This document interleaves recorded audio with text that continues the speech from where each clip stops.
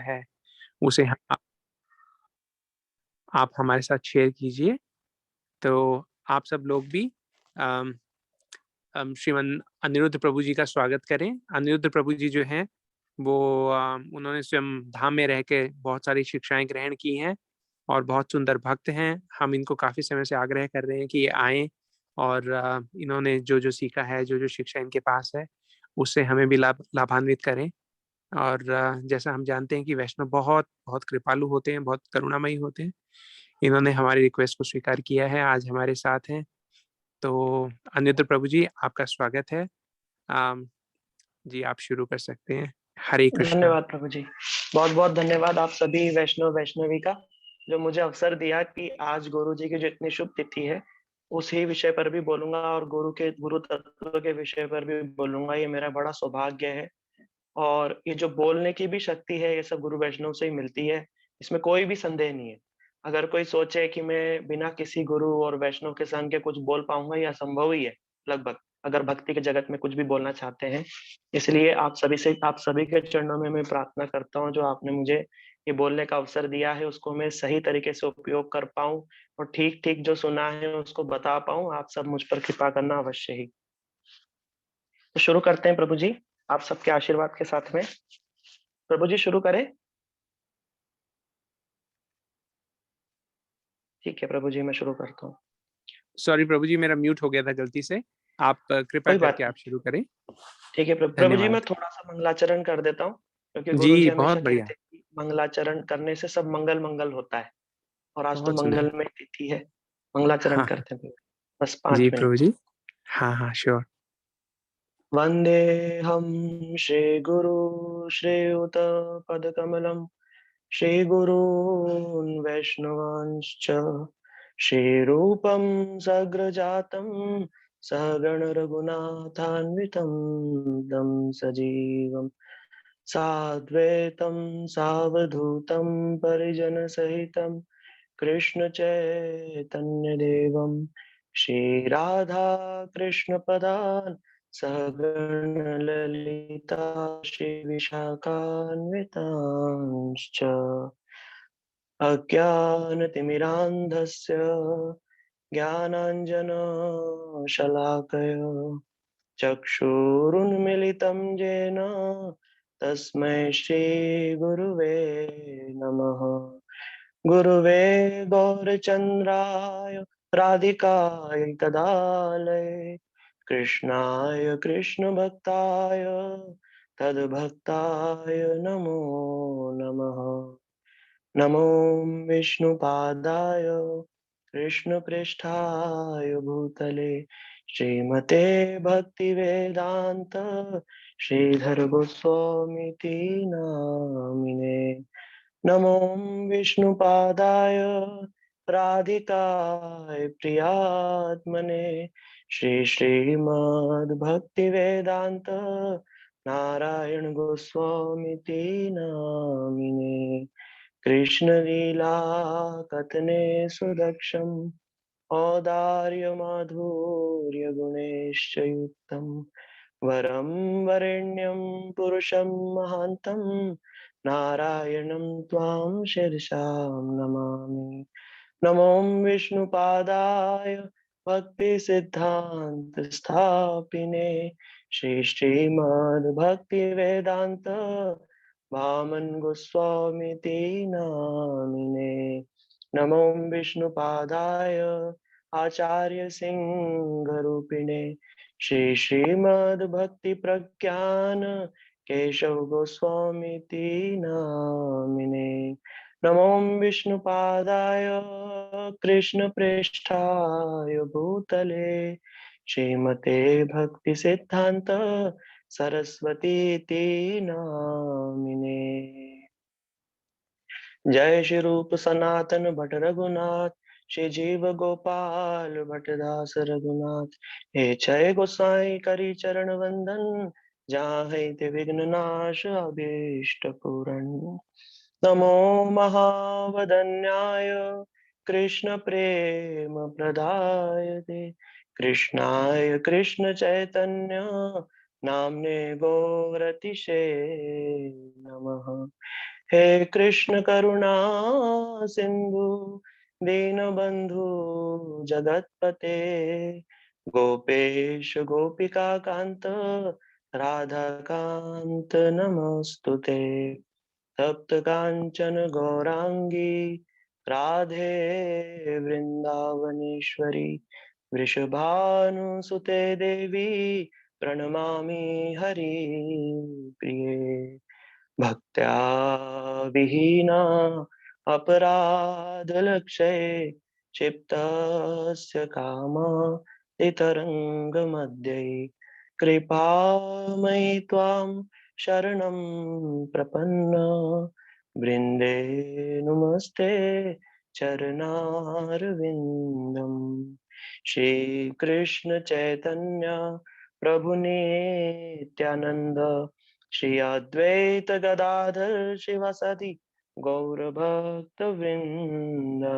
आप सभी एक बार हाथ उठा करके बोलिए हरे कृष्णा कृष्ण कृष्ण हरे हरे हरे राम राम राम हरे हरे।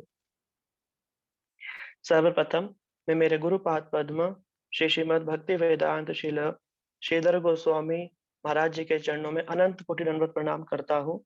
तदुपरांत नित्य लीला प्रविष्टोम विष्णुपाद अष्टोत्र शत श्री श्रीमद् भक्ति श्री रूप सिद्धांति गोस्वामी महाराज जी के चरणों में दंडवत प्रणाम करता हूँ। और आज जिनकी शुभ आविर्भाव तिथि है नित्य लीला प्रविष्टोम विष्णुपाद अष्टोत्र शत श्री श्रीमद् भक्ति वेदांत शिल वामन गोस्वामी महाराज जी के चरणों में मेरा अनंत कोटि दंडवत प्रणाम एवं आज जिनकी शुभ तिरुभाव तिथि है उनके चरणों में भी मैं बहुत दंडवत प्रणाम करता हूँ।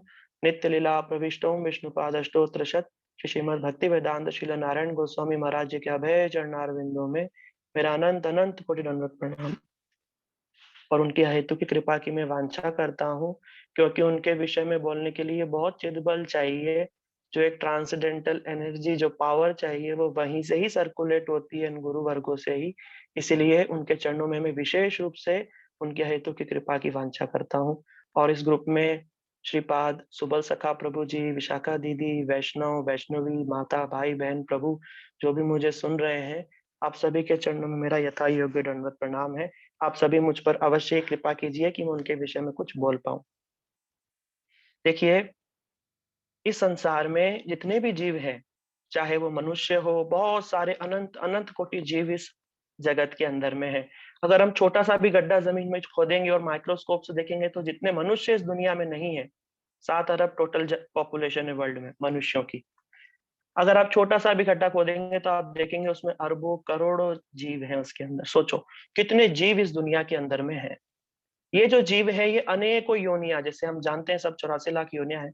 इसमें घूमते घूमते घूमते घूमते कभी मुश्किल से एक मनुष्य योनि मिलती है जिसको तुलसीदास जी कहते हैं साधन धाम मोक्ष करि द्वारा पाई न जई परलोक सवारा। ये बड़ी ही दुर्लभ ये मनुष्य योनि हमें प्राप्त होती है।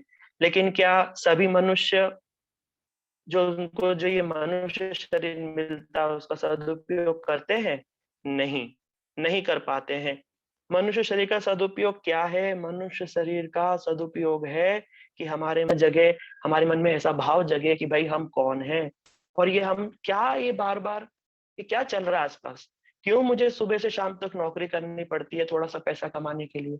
क्यों हमें हमारा घर, देश सब छोड़ कर के दूर जाना पड़ता है? हमें स्कूल जाना पड़ता है, हमें यहाँ पर कुछ भी फ्री में नहीं है। हम यहाँ पे बहुत ज्यादा एनर्जी जब इन्वेस्ट करते हैं तब हमें थोड़ा सा कुछ फल प्राप्त होता है और वो भी बड़ा कष्टप्रद होता है।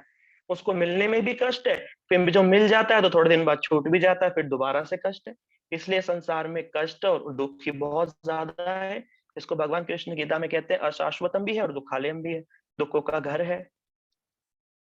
तो बहुत ही जो बहुत मनुष्यानाम सहस्रेषु बोला ऐसे हजारों करोड़ों अरबों जो लोग हैं उनके अंदर कोई कोई कुछ कुछ लोग ऐसे होते हैं जिनके मन में ये प्रश्न आता है कि भाई मैं कौन हूँ, हु एम आई, मैं कौन हूँ।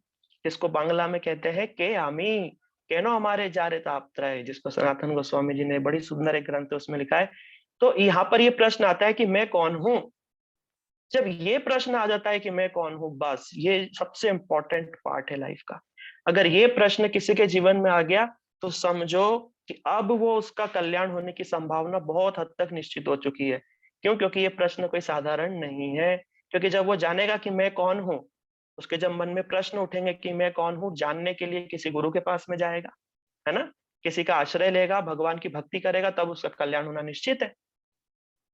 इसीलिए जब हमारे मन में प्रश्न उठता है कि भाई मैं कौन हूँ, उसका नेक्स्ट स्टेप हो जाता है कि हम गुरु करें। देखिए, जब हम कोई भी लाइफ में डिसीजन लेते हैं, जैसे हमें आईआईटी करना है, एआई ट्रिपल ई करना है, या फिर आईएएस, आईपीएस, कोई भी एग्जाम हमें क्रैक करनी है, तो जैसे ही हम विचार बना लेते हैं कि नहीं भाई हमें करना है, तब फर्स्ट स्टेप क्या होती है? हमें कोई मेंटर चाहिए, हमें कोई मार्गदर्शक चाहिए होगा, जो हमें बताएगा नहीं भाई आप वो कोचिंग ज्वाइन कर लो, आप ये सारी बुक्स खरीद लो, ऐसे-ऐसे पढ़ना चालू करो, फिर आप पास हो जाओगे और आप आईएएस बन जाओगे। ठीक उसी प्रकार जब हम जीवन में भटकते, भटकते, भटकते हमारे मन में प्रश्न आता है, भाई ये क्या चल रहा है? क्या हो रहा है? ये सब दुनिया में क्या दुःख, दर्द, कष्ट है, इतने सारी जब चीज़ें हैं, तब जा कर के हम ये कोशिश भगवान के विषय में जानने की चेष्टा करते हैं। भगवान के विषय में जानने के लिए जैसे ही हम चेष्टा करते हैं, हमें फर्स्ट स्टेप क्या होती है? गुरु पद आश्रय। हमें गुरु के चरण में जाना पड़ेगा, गुरु की आवश्यकता हमारे जीवन में हो जाती है। अब ये गुरु तत्व क्या है? जो आज का हमारा विषय है, हम थोड़ी देर तक गुरु तत्व के विषय में जानेंगे, क्योंकि ये बहुत इम्पोर्टेंट तत्व है। तत्व माने क्या होता है? किसी भी चीज़ का, जिसको मैं थोड़ा-सा बता देता हूँ क्योंकि गुरु तत्व के बारे में आगे हम बोलने वाला हूँ। देखिए, जो तत्व ज्ञान होता है, वो हमें उस वस्तु के बारे में होल एंड सोल बताता है। कंप्लीट नॉलेज जब हमें हो जाती है, तभी हम कह सकते हैं कि भई हमें तत्व ज्ञान है। देखो, एक होता है थोड़ा-सा नॉलेज किसी वस्तु के बारे में होना, जैसे कि मैं एक एग्ज़ाम्पल देता हूँ।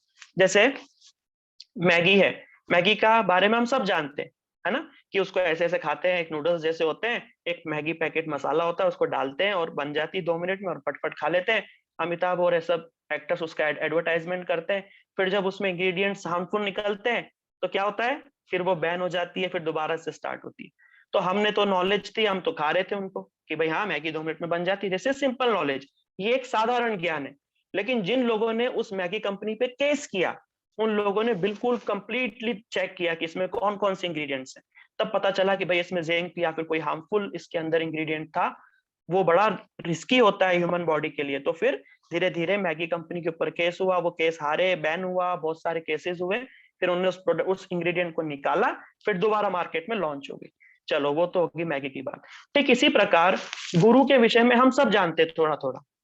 सब जानते हैं कि भाई हाँ, गुरु के बिना तो कुछ नहीं होता है, गुरु तो बहुत ज़रूरी है, गुरु करो गुरु, गुरु, गुरु, दुनिया भर के गुरु दुनिया में घूमते हैं, है ना? गुरुजी आए हैं थैले में प्रसाद लेकर के, अभी गुरुजी गए हैं, ऐसे भी बोलते हैं लोग, है ना? बहुत प्रकार के गुरु हैं इस दुनिया में, हम सभी जानते हैं गुरु की आवश्यकता है।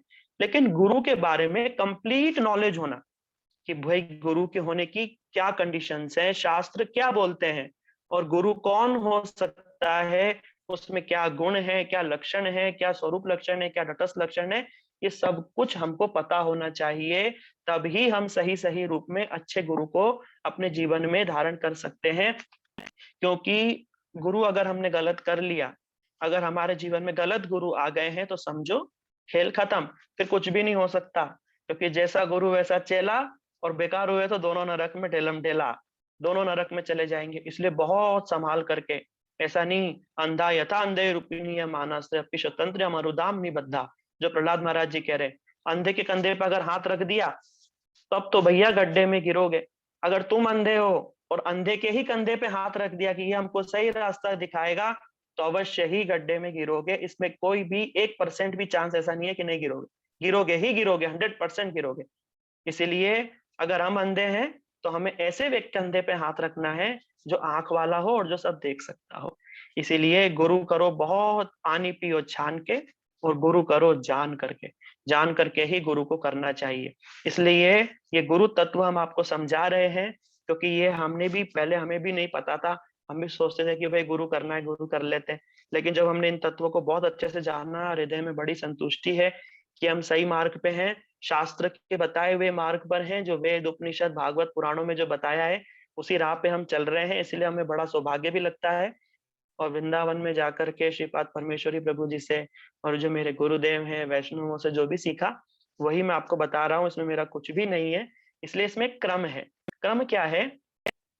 देखिए, आज की जो क्लासेस में तो मैं थोड़ा-सा इंट्रोडक्शन दे रहा हूँ गुरु तत्व का, फिर आगे कभी क्लास होगी तब हम आपको डिटेल में एक-एक करके आप भी सीख सकते हैं इन सब चीज़ों को और आप भी आगे बता सकते हैं। मैं तो बल्कि चाहता हूँ, हमारे सब गुरुवर्ग यही चाहते हैं कि ये जो श्लोक हैं ये सब हमारे कंठों में रहे, कंठहार बन करके, कंठ का हार बन करके, और जब भी हम किसी को बोलें तो ये सब श्लोक हमारे बातों के बीच में आने चाहिए, ताकि इन श्लोकों को उच्चारण से हमारा शास्त्र का उच्चारण होता है, जिससे हमारा कल्याण होता है और जो सुनते हैं उनका भी कल्याण होता है। इसीलिए जब इस संसार में भटकते-भटकते जब कोई व्यक्ति के मन में एक प्रश्न आता है कि मैं कौन हूँ, अपने विषय में आत्म कल्याण के लिए जब वो जानता है, तब उसे क्या करना चाहिए? यहीं पर ही पहला श्लोक आता है, जो मुंडक उपनिषद का है। ये श्लोक कहता है, आप सभी जानते हैं ना कि हमारे कितने वेद हैं? हमारे 4 वेद हैं, फिर 4 उपवेद हैं, फिर बहुत सारे उपनिषद हैं, 108 के आसपास, लेकिन हम 11 उपनिषदों को हम वैष्णव जगत में जिनके ऊपर व्याख्या टीका है, उनको लेकर के चलते हैं। और पुराण है, 18 पुराण है, जिसमें अंतिम है श्रीमद् भागवत महापुराण, जो बड़ी ही पूजनीय और शास्त्रों में सबसे श्रेष्ठ है, और महाभारत ग्रंथ है जो कि इतिहास है, जिसके अंदर ही श्रीमद् भगवत गीता है, जो उनको सुनाई थी। तो इस प्रकार से हमारे शास्त्रों का भी थोड़ा-सा मैंने आपको डिस्क्रिप्शन दे दिया है। तो इन सभी शास्त्रों के आधार पर ही ये गौड़ीय कंठार के सारे श्लोक बनाए गए हैं, सब तत्व ज्ञानों को इकट्ठा करा गया है, ताकि हम स्टेप बाय स्टेप जान पाएँ हर तत्व के विषय में। तो आज हम गुरु तत्व के विषय में जान रहे हैं।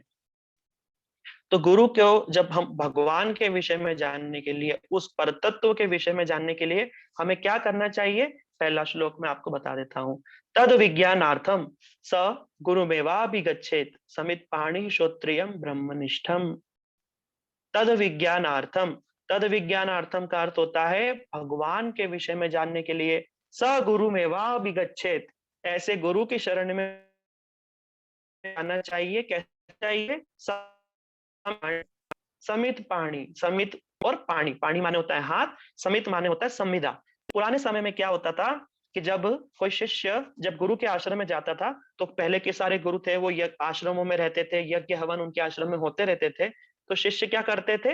अपनी जो श्रद्धा है, अपना जो समर्पण है, उसके प्रतीक स्वरूप एक लकड़ी का जो गट्ठा होता है, जिसको संविदा बोलते हैं, जो यज्ञ की संविदा होती है, यज्ञ में जो डालते हैं ना, स्वाहा स्वाहा करते हैं, तो वो लेकर के जाते थे और गुरुजी को प्रणाम करके बोलते थे, गुरुदेव आपके चरणों में हम शरणागत होना चाहते हैं, आपसे शिक्षा लेना चाहते हैं।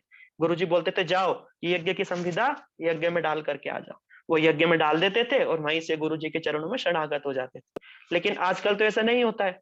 तो यहाँ पर समित पाणी का अर्थ वैष्णव बताते हैं श्रद्धा पूर्वक। हमें क्या करना चाहिए? श्रद्धा पूर्वक ऐसे गुरु की शरण में जाना चाहिए, अगर हम भगवान के विषय में जानना चाहते हैं, जो कैसे हो? जो हो श्रोत्रियम। श्रोत्रियम का अर्थ होता है जो सभी शास्त्रों में निपुण हो, सभी शास्त्रों में जो निपुण हो, और ब्रह्मनिष्ठम, ब्रह्म में निष्ठा, उनकी निष्ठा हो, माने ब्रह्मनिष्ठम का अर्थ होता है जिनको ब्रह्म की अनुभूति हो, यानी जिनको भगवान से प्रेम हो, भगवान की अनुभूति हो। ऐसे ही गुरु की शरण में हमें जाना चाहिए। ये पहला श्लोक हमें बताता है कि देखिए, जब भी हमारे मन में ये सब प्रश्न आ जाए कि भाई हमें हमारा आत्म कल्याण चाहिए, तो गुरु की शरण में जाओ। लेकिन कैसे गुरु? जो सर्व शास्त्रों में निपुण हो और ब्रह्मनिष्ठ हो। जब हम ऐसे गुरु की शरण में जाते, देखो मैं आपको एक छोटी सी स्टोरी के माध्यम से कुछ श्लोक भी सुनाऊंगा, और ये गुरु तत्व के कुछ श्लोक भी आ जाएंगे उसके अंदर, और हमारी गुरु भक्ति कैसी होनी चाहिए ये उसके अंदर आ जाएगा। फिर थोड़ी सी देर में 5-10 मिनट में ये कथा समाप्त हो जाएगी, जिसमें कुछ कुछ श्लोक भी आ जाएंगे। फिर हम हमारे गुरु वर्गों का ग्लोरिफिकेशन करेंगे। एक समय, देखो ये मैं आपको जो कथा सुना रहा हूँ, ये कथा साधारण नहीं है। ये हमारे उपनिषदों की कथा है, हमारे शास्त्रों की कथा है। इस कथा का जो शीर्ष, इस कथा का जो मूल जो कैरेक्टर है, वो कैरेक्टर है, उनका नाम है सत्यकाम, जाबाल सत्यकाम। सत्यकाम की कथा से मैं आपको कुछ इन तत्वों को सीक्वेंस में बताने की कोशिश करता हूँ। ये जो सत्यकाम थे, ये जो कथा है, ये सब आप भी याद कर लीजिए। ये बहुत इंपॉर्टेंट कथा है और बहुत अच्छी कथा है। जो ये सत्यकाम थे, इन्होंने जब ये छोटे बच्चे थे, इनकी केवल माँ थी, और इनकी माँ जो थी वो दासी थी। वो कई सारे राजाओं की, ब्राह्मणों की, सबकी सेवा किया करती थी, और उन्हीं से ही उनको ये पुत्र प्राप्त हुआ, जिसका नाम था सत्यकाम। उन्होंने पुत्र का नाम क्या रख दिया? सत्यकाम।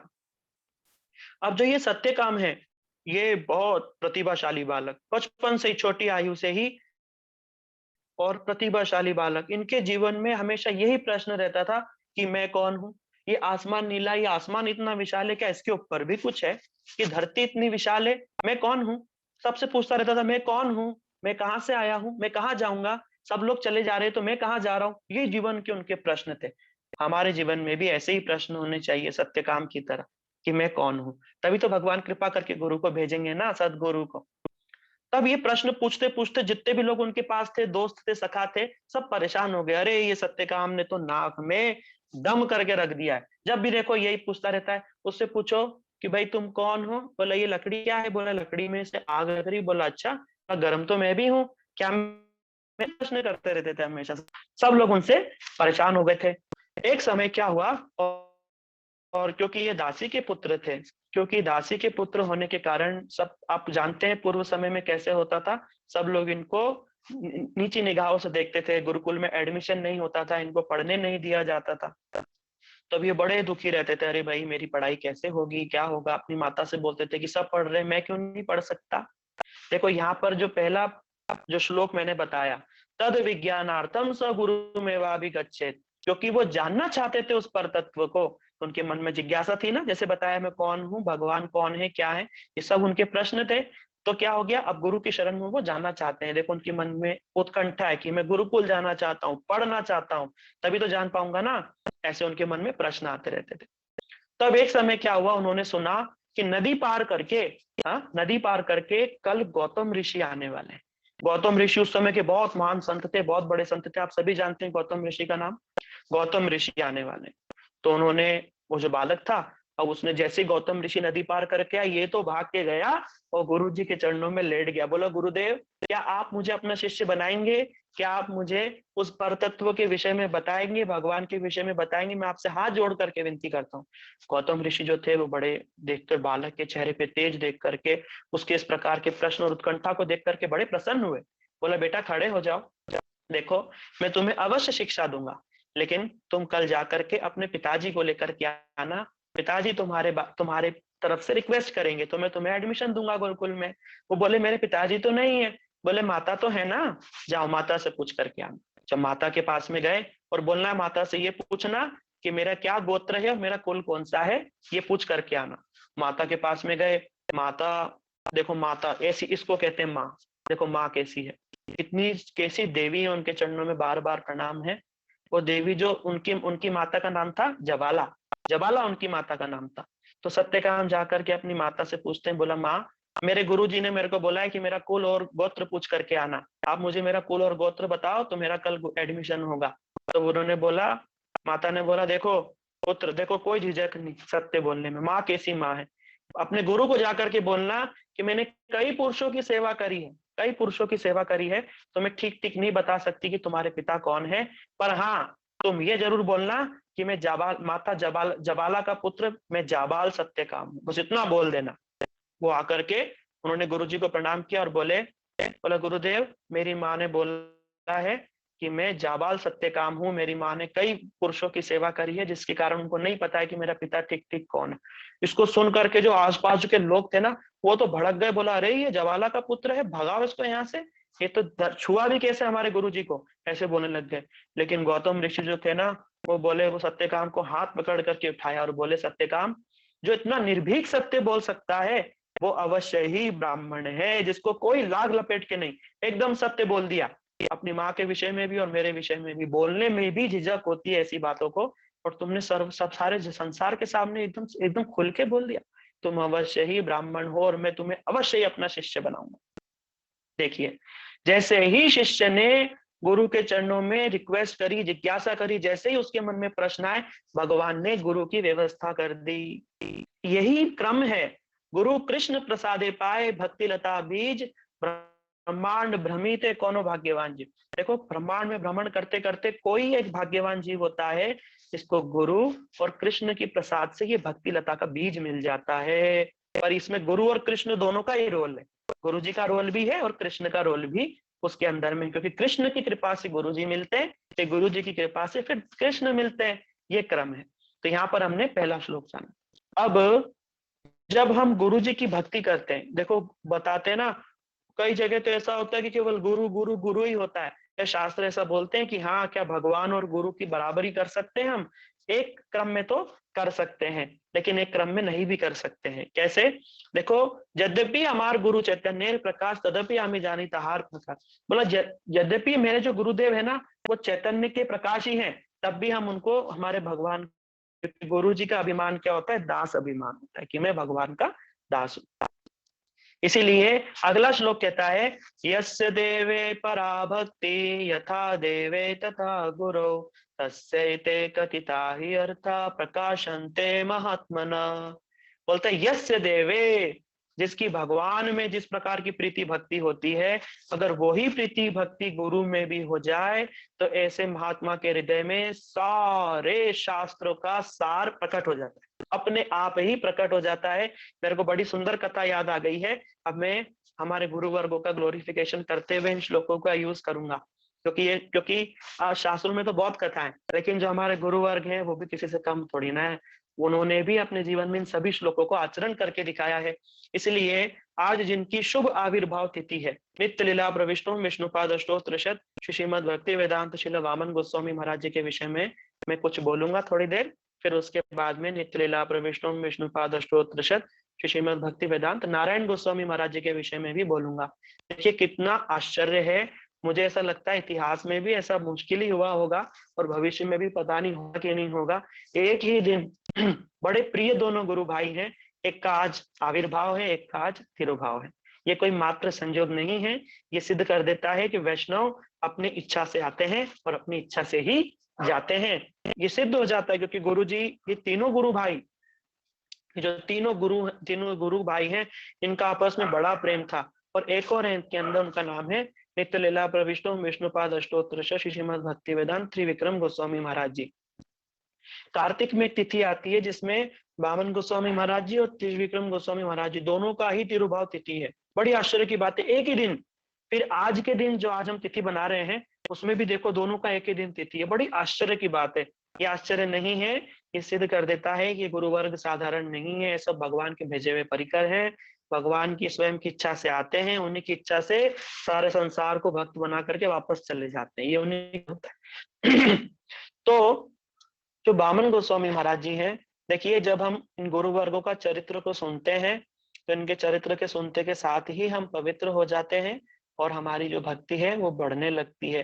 जो बोलते हैं, जो सुनते हैं, सभी लोग पवित्र होते हैं। इसलिए महाराज जी हैं, इनका जन्म कलकत्ता में हुआ था और इनके जो पिता नहीं थे, इनकी जो, ये अपनी मौसी के पास थे।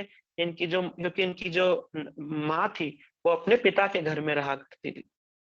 परिक्रमा में इनकी जो मौसी है, इस बालक को लेकर के, इनका जो बालक का नाम था सज्जन नाम था, इनको लेकर के मठ में आई। प्रभुपाद जी के जो मठ था, जो नवदीप में, अगर आप गए होंगे या आप अवश्य नवदीप में जाना, बड़ा सुंदर जो मूल मठ है, जो चैतन्य मठ है, वहां पर इनकी जो मौसी है इन बालक को लेकर के आई। नवदीप धाम परिक्रमा हुई, बड़े सुंदर रूप में होती है, सब लोग नाचते गाते हरि कथा सुनते हैं, प्रसाद पाते हैं।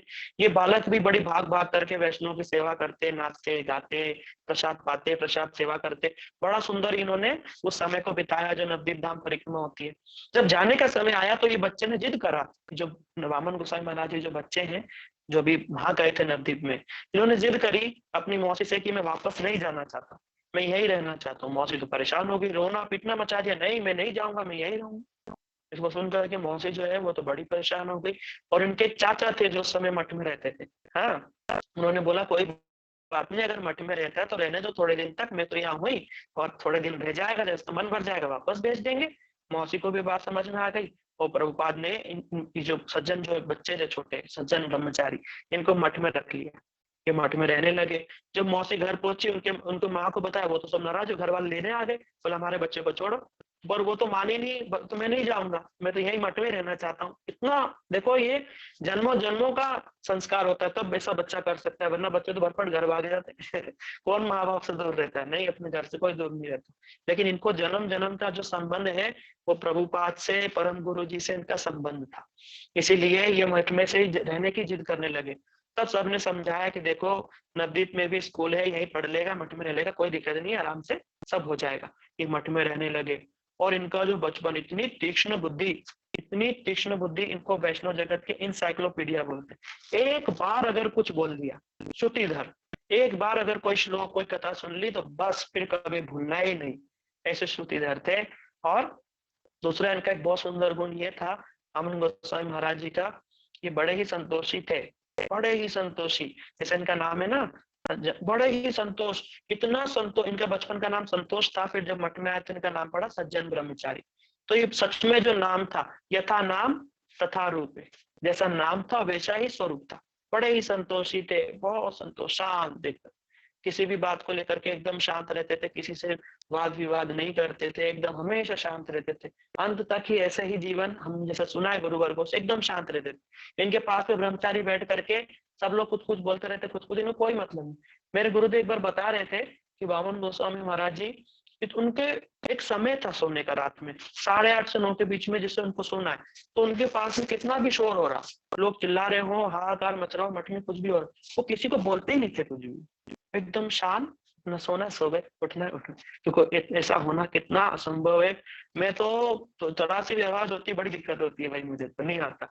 लेकिन वो किसी को कभी कंप्लेन नहीं करते थे, हमेशा संतोष स्वभाव। देखो ये कोई साधारण नहीं है, ये तितिक्षा, जो वैष्णव के 26 लक्षण है पूरे के पूरे उनके अंदर में थे।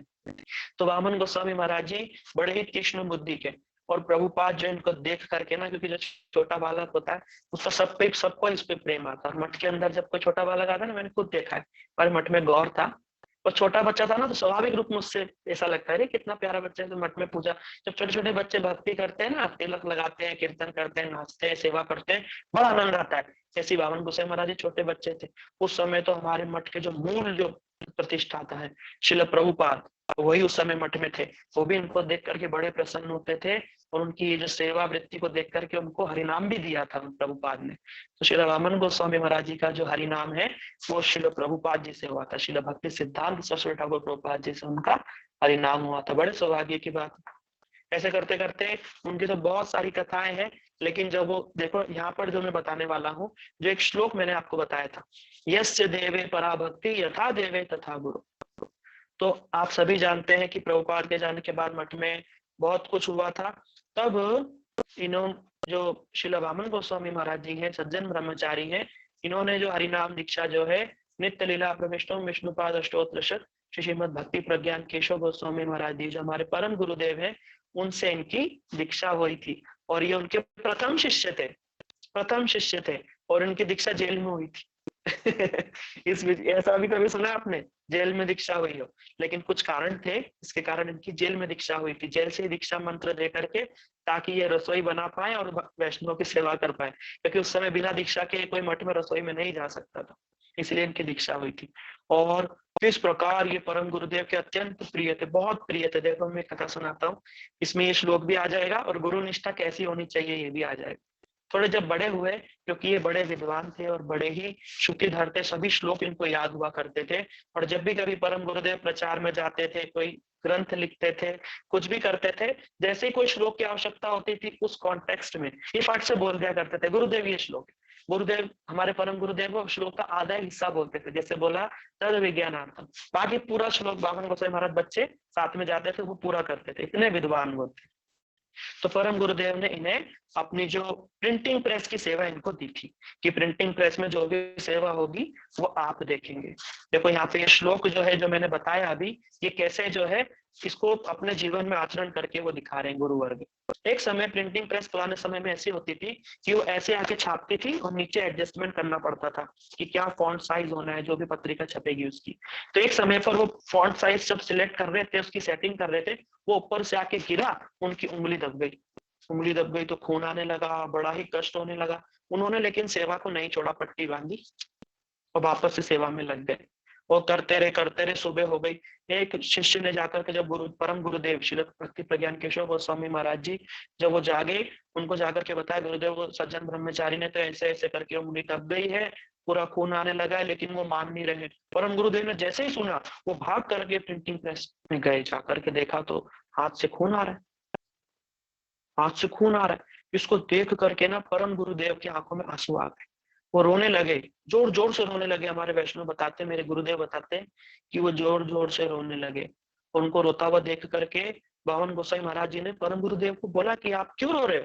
देखो शिष्य गुरु जी को शासन कर रहे, बोला आप क्यों रो रहे हो? मैं क्या मर गया? केवल हाथ में छोटी तो चोटी तो लगी है ना, लेकिन परम गुरुदेव चुप ही नहीं हो रहे। ये देखो प्रेम कितना बताते हैं, एक माँ का कितना प्रेम होता है अपने बच्चे से, कितना वात्सल्य होता है, ऐसी करोड़ करोड़ माँ का प्रेम मिला हो तब जाकर के गुरु जी का प्रेम होता है। देखो इतना रोने लगे जोर जोर से। तब उन्होंने बोला, बोला गुरुदेव ये छोटी सी चोट मुझको लगी है, मैं मर थोड़ी ना गया, और इतना दुखी क्यों होते हैं। गुरु जी को समझा रहे हैं। देखो यहाँ पे बता रहे हैं जिस समय गुरु जी उनके लिए वो इतने विद्वान वो कैसे हो गए, क्योंकि जैसे भगवान की सेवा के लिए आदमी कैसे करते हैं, मरने को भी तैयार रहते हैं ना। राम जी के लिए मरने के मर जाएंगे हम लोग, लेकिन राम मंदिर बना करके रहेंगे, करते रहिए करके रहेंगे। राम मंदिर के लिए कुछ भी हो जाएगा करेंगे, राम भगवान के लिए करते ना लोग। लेकिन गुरु जी के लिए कौन करता, इन्होंने किया। देखो गुरु जी के लिए इतनी, और उंगली कोई साधारण रूप में नहीं कटी थी, भयंकर उंगली बस कटी गई थी पूरी। देखो ये आज जो फोटो आ गया है, चलो भक्ति वेदांत वामन गोस्वामी महाराज जी का आप सभी प्रणाम कर लीजिए, वामन गोस्वामी महाराज जी को। तब ऐसे जो गुरु भक्ति दिखाई, तभी तो सारे शास्त्र हृदय में प्रकाशित हो गए ना। इसलिए लोग बोलते हैं ना कि इतने सारे शास्त्र हैं, हम कैसे पढ़ेंगे, कैसे जानेंगे। तो भाई मत जानो, जानने की आवश्यकता है ही नहीं, अपने आप हृदय में प्रकाश हो जाएंगे। पर कैसे प्रकाश हो जाएंगे, यस्य देवे परा भक्ति यथा देवे तथा गुरु तस्य ते कथिता ही अर्था प्रकाशन्ते महात्मना। अपने आप हृदय में प्रकाश हो जाएगा। वामन गोसाई महाराज जी कहते थे कि गुरु जी की कृपा है मेरे ऊपर में, जो भी सेवा, देखो सेवा के कारण जो गुरु जी की कृपा उनको प्राप्त हुई। वो कहते थे कि मेरे को इतने श्लोक आते हैं, इतने श्लोक आते हैं कि 7-8 क्या 1 महीने तक भी अगर मैं लगातार श्लोकों को बोलूं तो भी खत्म होने वाले नहीं है। इतने श्लोक उनको कंठस्थ थे, लेकिन कोई अभिमान नहीं, कुछ नहीं, बोलते ही नहीं थे, वो एकदम शांत रहते थे। जब कभी कथा बोलने का मौका, थोड़ी बहुत कथा जो भी बोली, फिर बोलते थे महाराज आप बोलिए, पर शांत भक्त। और देखो, और एक एक अच्छी बात याद आ गई। एक समय पे क्या हुआ कि यही गुरु जी की सेवा का फल क्या हुआ, उनको एक दिन राधा रानी के दर्शन हुए थे। राधा रानी के दर्शन उनको हो गए थे। बड़ी सुंदर कथा है। एक समय वो रसोई बना रहे थे, चावल चढ़ा दिए चूल्हे पर, और चावल जब थोड़े से पकने लगे, उनको लगा कि थोड़ा टाइम लगेगा, किसी काम से बाहर गए रसोई के बाहर गए, तो उनको आने में टाइम लग गया, थोड़ा आने में थोड़ा टाइम ज्यादा हो गया। वो भाग करके आए, अरे जल गया, चावल जल जाएंगे, ठाकुर जी को कैसे भोग लगेगा, वैष्णव क्या प्रसाद पाएंगे, भगवान मेरे से गलती हो गई। ऐसे मन में एकदम भागे भागे आ रहे, मन में ये सब भाव चल रहा है कि सब गड़बड़ हो गया। लेकिन आकर के उन्होंने देखा कि एक स्त्री जो है वो बैठ करके उस कढ़ाई को चला रही है ताकि चावल ना जल जाए। इसको देख करके तो वो बड़े दुखी हुए, उनको लगा कि अरे बाप रे, ये मेरे कारण देखो मठ में कोई स्त्री आ गई है, कोई स्त्री रसोई में आ गई है और चावल को बचा रही है। उस समय पर मठ के रूल बड़े स्ट्रिक्ट हुआ करते थे। जो ब्रह्मचारी, जो सन्यासी की जो रसोई होती थी ठाकुर जी की, वहां स्त्री का प्रवेश वर्जित था। लेकिन उन्होंने देखा कि कोई स्त्री आ गई तो बड़े दुखी हुए, लेकिन किसी को कुछ भी नहीं बोले, शांत रहे। उन्होंने वो स्त्री जो है चावल चलाती रही है, पास में बैठ करके ऐसे खड़े होकर देखते रहे। फिर वो स्त्री थोड़ी दूर में चली गई। उन्होंने देखा कि ये कौन स्त्री है, कोई वैष्णव की बेटी है, कौन है, जाकर के देखूं तो जैसे ही बाहर जाकर के देखा तो वो अदृश्य हो गई। इनको बड़ा आश्चर्य लगा कि ये कौन स्त्री थी, बाहर गेट के बाहर कहीं दिख ही नहीं रही आसपास में। चावल भी बन गए, रसोई भी बन गई, इन्होंने रसोई बन गई, भोग लग गया इन्होंने। पर इनके मन में एक रहा कि मैं गुरु जी को बताऊंगा इस बात को, कोई बात गुरु जी से नहीं छुपाते। गुरु जी को अपने जो गुरुदेव थे लीला प्रविष्णु विष्णुपाद अष्टोत्र श्रीमद भक्ति प्रज्ञान केशव गोस्वामी महाराज जी, उनको जाकर के बताया गुरुदेव आज मुझसे गलती हो गई, ऐसा ऐसा हुआ है कि स्त्री आ गई है। और उन्होंने, स्त्री ने रसोई को बचाया और बाकी का प्रसाद बनाया। तो परम गुरुदेव बोले तुम उस स्त्री को नहीं जानते थे? तो ये बोले कि नहीं गुरुदेव मैं नहीं जानता था। बोलो सोचो, जानते थे कि नहीं जानते थे? तो ये भी सोचे, बोले नहीं गुरुदेव मेरे को नहीं जानता था। तो वहां पे परम गुरुदेव बताते हैं वैष्णव लोग कि 10 मिनट तक एकदम ध्यान मुद्रा में बैठे, बहुत ध्यान मुद्रा में बैठे। फिर बोले अरे बेटा, वो स्वयं राधा रानी आई थी, स्वयं राधा रानी आई थी। और क्योंकि वो रसोई जलने वाली थी, वो रसोई किसकी थी? वो रसोई तो कृष्ण के लिए हो रही थी, कृष्ण को भोग लगता ना। राधा रानी क्या ये बात कभी भी सहन करेंगी कि भगवान की रसोई जल जाए? इसलिए तुम्हारे ऊपर उनकी सदैव दृष्टि है। क्यों? क्योंकि हम क्या करते हैं, कृपा कटाक्ष भाजनम, राधा रानी की कृपा कटाक्ष के हम भाजन बनना चाहते हैं, तब उनकी कृपा कटाक्ष हम पर पड़े। लेकिन जो ऐसे वैष्णव होते हैं, इतने प्यारे जो भगवान के गुरु के वैष्णव होते हैं, उन पर तो सदा ही राधा रानी की कृपा रहती है। राधा रानी देख रही थी, जैसे दिखा जरूरत है तो आ गई, सेवा करने के लिए। राधा रानी ने आकर के रसोई में, जब वामन गोसाई महाराज जी ने ये बात सुनी ना, वो गदगद, उनका हृदय गदगद गदगद हो गया। गुरु जी के चरण में प्रणाम करा, बोला गुरुदेव ये सब आपकी कृपा है। इतनी कम उम्र में, बताते हैं 40-45, इतनी छोटी आयु में उनको राधा रानी के दर्शन हो गए। रानी के दर्शन कर और लिखा करते थे, सारे शास्त्रों का अनुवाद किया करते थे, पत्रिका लिखा करते थे और मठ के आचार्य बने बाद में जाकर के। प्रभुपाद जी परिणाम हुआ था। एक समय पर जब परम गुरुदेव ये स्कूल में पढ़ाई करते थे, मठ की तरफ से स्कूल में जाते थे, तो एक समय पर इनका रिजल्ट आया तो परम गुरुदेव ने देखा, अरे बढ़िया नंबर से पास हो गए। इन्होंने जाकर के फिर गुरु जी को इन्होंने बुलाया, बोला इधर आओ सज्जन ब्रह्मचारी, इधर आओ। तो आए, बोला मैं ना तुम्हारा रिजल्ट देखा, मास्टर जी ने तुम्हारा रिजल्ट दिया, मैं देख रहा हूँ कि तुम फेल हो गए। ऐसे हाथ परिहास में बोला मैंने देखा तुम फेल हो गए। देखो वामन गोसाई महाराज जी का, देखो क्या बोल रहे हैं, वो उनकी बात सुनो, वो क्या बोल रहे हैं, वो अपने किसके आधार पे, शास्त्र के आधार पे। बोला गुरुदेव मैंने आप के मुख से सुना है कि जो हरिगुरु वैष्णव की सेवा करते हैं ना, वो किसी भी जगह पे असफल नहीं होते हैं। मेरा पूरा विश्वास है कि मैं फेल हो ही नहीं सकता। अगर मैं फेल हो गया तो गुरुदेव आपकी बात झूठी हो जाएगी। ओ गुरुजी ने तो ये बात सुनी, तुमको उठा गले लगा रहे, बोलो अरे वाह, कैसी बात, इतना छोटा बालक कैसे ऐसी बात को बोल सकता है। ऐसे तो जब ऐसा हमको बनना होगा, ऐसे हमारी सेवा होनी चाहिए, ऐसे हमारे गुरु जी के चरणों में प्रीति होनी चाहिए, तभी ही जा करके हमारे ऊपर भगवान गुरुदेव, सबसे पहले गुरुदेव की कृपा होगी। गुरुदेव की कृपा के बिना तो कुछ भी नहीं हो सकता भैया। एक कली जो कि भक्ति का जो मेरुदंड है, जैसे बोलते हैं ना स्पाइनल कॉर्ड सबसे वाइटल है हमारी बॉडी में, रीढ़ की हड्डी सबसे जरूरी है, तो ये भक्ति की जो मेरुदंड है वो गुरु भक्ति है। गुरु के चरणों में प्रीति, गुरु जी की सेवा है, उनकी आज्ञा का पालन करना ही हमारी भक्ति है। इसीलिए अभी थोड़ा जो मैंने बताया श्रील भक्ति वेदांत वामन गोसाई महाराज जी के विषय में बताया, मैं कोशिश करके 10 मिनट आज इनकी तिरुभाव तिथि है उनके विषय में भी बता देता हूँ। हमारे बड़े प्रिय और इतने सुंदर उनका मूर्ति है। देखो कुंती महारानी, आपने, मैंने सुना है आप सबने कुंती महारानी के विषय में सुना है। कुंती महारानी ने भगवान की स्तुति करते हुए बोला है, जन्म ऐश्वर्य श्रुत श्री भी समान में तद मान अभिमान। बोले कि जन्म, ऐश्वर्य, श्रुति और श्री, ये 4 गुण अगर किसी के अंदर एक भी आ जाए, इन चारों में से एक भी, तो वो व्यक्ति भगवान का भजन नहीं कर सकता। देखो क्या बताया, जन्म, अगर उच्च कुल में जन्म हो गया, ब्राह्मण कुल में जन्म हो गया या क्षत्रिय ऐसे कोई उच्च कुल में जन्म हो गया, तो बड़ा अभिमान है, बोले हम ब्राह्मण है क्या, बड़े आज तुम हटो हमारे से ज्यादा हो गए क्या, ऐसे बोलने लग जाएगा। जन्म, ऐश्वर्य माने ऑप्युलेंस, थोड़ा बहुत पैसा आ जाए, थोड़ा बहुत कुछ आ जाए तो अपने आप को बड़ा घमंडी है, भक्ति से हमारा कोई मतलब नहीं, बस पैसे में रमण करेंगे बस। जन्म, ऐश्वर्य, श्रुत माने ज्ञान हो जाए, बड़े अच्छी इंग्लिश आ जाए, हिंदी आ जाए, व्याकरण आ जाए, श्लोक आ जाए तो बड़ा घमंड हो जाता है, किसी को फिर हम कुछ नहीं समझते, ऐसा होता है ना। जन्म, ऐश्वर्य, श्रुत और श्री माने बड़ी सुंदर रूप हो, बड़ा सुंदर रूप हो अगर किसी का, तो वो व्यक्ति भी किसी को फिर भाव नहीं देता, वो अपने रूप का ही घमंड करता रहता है।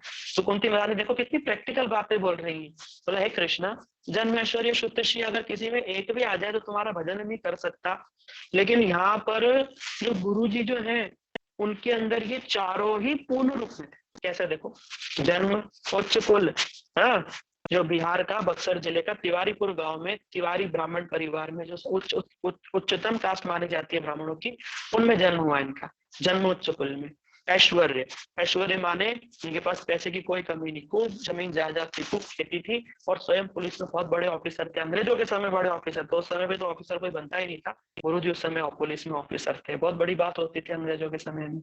जन्म, ऐश्वर्य, श्रुत माने पूरा का पूरा, इतने इंटेलिजेंट गुरु जी थे, ये भी श्रुतिधर ही थे बचपन से ही, और बड़े विद्वान, रामायण की सारी चौपाइयां इनको याद हुआ करती थी, क्योंकि जो परिवार था ना वो श्री संप्रदाय से था।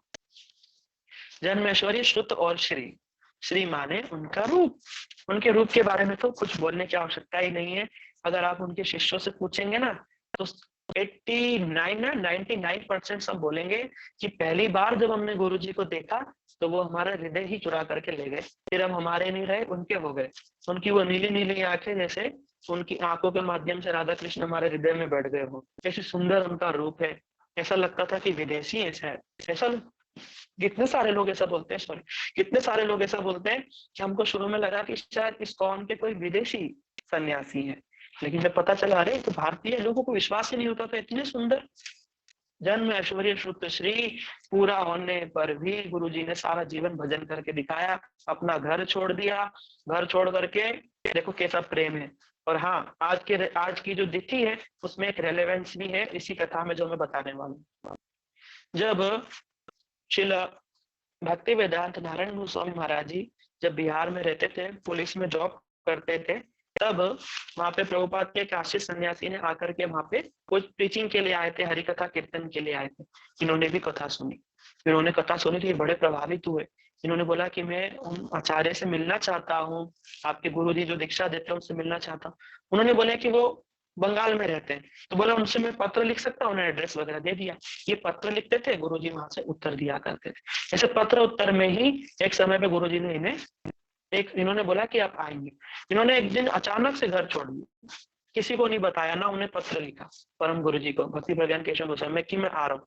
अचानक घर छोड़ दिया और घर छोड़ करके ट्रेन पकड़ करके कहाँ चले गए, बंगाल चले गए। किसी को नहीं मालूम, बस इनको इतना पता है कि जो नवद्वीप स्टेशन है उसके पास में हमको मठ में जाना है, देवानंद गौड़ी मठ में। ये वहां पर उतरे, लेकिन परम गुरुजी देखो कैसे अंतर्यामी होते हैं। हम गुरुजी को कभी भी बेवकूफ नहीं बना सकते। अगर किसी लोहार के पास जाकर के लोहे में गड़बड़ करोगे तो वो तो तुम्हें 2 मिनट में पकड़ लेगा, क्योंकि उसको तो पूरा नॉलेज है उसके बारे में। तो गुरुजी तो सब जानते हैं, अंतर्यामी परम गुरुजी जो थे। इसलिए हमें कभी भी गुरुजी से कभी ठगी नहीं करनी चाहिए, क्योंकि हम कभी कभी कर लेते हैं, लेकिन हमें कभी नहीं करना चाहिए। मन में हमेशा विश्वास रखना चाहिए कि गुरुजी अंतर्यामी ही है और होते ही है अंतर्यामी। सब लोग अनुभव करोगे इतना, एक दिन देखना अपने जीवन में। तो भक्ति प्रज्ञान केशव गोस्वामी महाराज जी ने सज्जन ब्रह्मचारी को भेज दिया कि जाओ, एक नारायण तिवारी नाम से एक बच्चा आ रहा है, उसको ले आओ जाकर के स्टेशन से मठ में।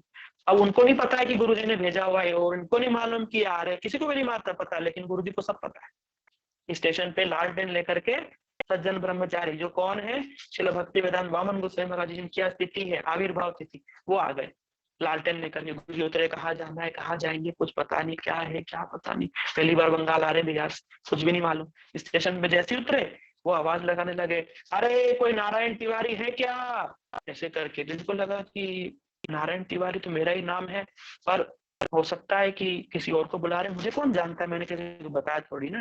वो बोलने लगे अरे किसी और को बोल रहे होंगे, अरे कोई बक्सर से, बिहार से कोई नारायण तिवारी है क्या, ऐसे करके जोर जोर से आवाज लगे। इनको लगा अरे भाई ये तो मेरा ही नाम ले रहे। जाकर के पूछा, बोला आप कौन है, वो बंगाली थोड़े थोड़े हिंदी। बोले हमारे गुरुजी ने आपको बुलाया। बोला हमारे गुरुदेव हमारे पटा दिए चैन है, तुम्हारे नीत हवे। बोले तुमको ले जा करके मठ में लेकर के जाना है, तुम्हें मठ में लेकर के जाना है, गुरुजी ने भेजा है। ये सुन करके तो बड़े हैरान हो गए कि भाई मैंने तो गुरुजी को बताया ही नहीं था कि मैं आ रहा हूँ। देखो हमारे परम, देखो कितना सुंदर विग्रह है, कितना सुंदर रूप है। आप सभी दर्शन कीजिए स्क्रीन पर, इनके चरणों में बहुत बहुत दंडवत प्रणाम। तब ये यहाँ पर पावन गोस्वामी महाराज जी ने इनको पहली बार लेकर के मठ में गए थे, और पूरा जीवन उन्होंने मठ में इतना ज्यादा गुरु जी की सेवा, वैष्णवों की सेवा। आप देखो जितने भी सन्यासी प्रभुपाद जी के आश्रित थे, कोई भी ऐसे नहीं थे जिनकी सेवा इन्होंने नहीं करी हो। और मुख्य रूप से श्रील ऐसी भक्ति वेदांत स्वामी प्रभुपाद जी है, इस्कॉन के जो फाउंडर हैं, उनकी भी हर प्रकार से इन्होंने सेवा करी है। और एक बुक है जिसका नाम है लेटर्स फ्रॉम अमेरिका, बड़ी ही सुंदर वो बुक है। आपको भी कभी लगे मौका तो उसको पढ़ना, उसमें देखना इन दोनों गुरु वर्गों का कितना प्यारा संबंध है आपस में। इस्कॉन के जब वो विदेश गए ना प्रचार करने के लिए, तो भारत में चिट्ठी लिखते थे नारायण गोस्वामी महाराज जी को कि मुझे करताल चाहिए, कितने पैसे लगेंगे, है ना, राधा दामोदर मंदिर में मेरी शेल्फ में इतने पैसे हैं, इतने ले लेना, इतने वापस दे देना। इतनी छोटी छोटी बात है, 1-1 रुपए का हिसाब उसके अंदर में है। आप कहीं पढ़ोगे ना, आपको पढ़ करके बड़ा आनंद आएगा कि देखो। और उसमें मैंने पढ़ा, स्वामी महाराज जी ना वहां से जो बोल रहे थे, देखो मैं स्वामी महाराज जी बोल रहा हूँ, लेकिन क्षमा करना, लेकिन कथा में बार बार बड़ा नाम देने में दिक्कत होती है। तो प्रभुपाद जी इस्कॉन के फाउंडर है ना श्रील प्रभुपाद जी, वो लिख रहे हैं वहां पे कि अरे मैंने यहाँ पर एक ऐसा जिसको लोग टीवी बोलते हैं, जिसमें सब चलता हुआ दिखता है।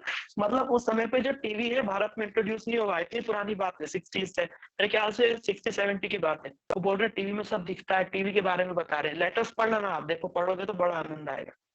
तो इस प्रकार से नारायण गोस्वामी महाराज जी ने समस्त वैष्णवों की सेवा करी, अपना घर बार छोड़ करके संपूर्ण जीवन चैतन्य महाप्रभु के अनुयायियों के चरणों में समर्पित कर दिया। और साधारण रूप में नहीं किया, बड़े ही निष्ठावान और इतना भजन है, दो तीन तीन परिक्रमा गिरिराज जी की रोज करते थे। कितने साल रह करके गिरिराज जी में भजन किया। समस्त ब्रजवासियों से इतना प्रेम था उनका। आज भी आप ब्रजमंडल परिक्रमा में जाएंगे ना, कहीं भी स्थान पर जाएंगे, जैसे बोलोगे हम नारायण गोसाई महाराज जी के शिष्य, सारे ब्रजवासी प्रसन्न हो जाएंगे और आपको खाने के लिए चूल्हे की रोटी भी देंगे और मक्खन भी देंगे। हमने लिया है, हम जैसे ही बोलते हैं ना कि हम गुरु जी के शिष्य हैं, उनके मठ से आए, सब प्रसन्न हो जाते हैं। क्योंकि गुरु जी जब वो छोटे छोटे उनके बच्चे होते थे, सबको पैसे देते थे, पढ़ाई कराते थे, उनकी बेटियों की शादी तक के लिए मदद करते थे। क्योंकि गुरु जी दिखाते हैं कि वो नित्य ब्रजवासी हैं और इसीलिए ब्रजवासी से इतना उनका प्रेम था। अंत समय में सभी समस्त ब्रजवासी, जो किसी को बाहर के आदमी को पता नहीं देते, उन्होंने शिला हमारे परम गुरुदेव को युगाचार्य की उपाधि दी थी कि ऐसे पूरे युग में ऐसा आचार्य होना बहुत दुर्लभ है। और गुरुजी कहते थे कि भले ही मुझे नर्क जाना पड़े, लेकिन ये गोपनीय से गोपनीय बातें जो राधा कृष्ण ने लीला की है, तो रूप रघुनाथ की जो शिक्षा है, ये मैं तुम्हें दूंगा और मुक्त हस्त से दूंगा। और भले इसको देने से मेरे को दोष लगे, ऐसे कोई दोष नहीं लगता।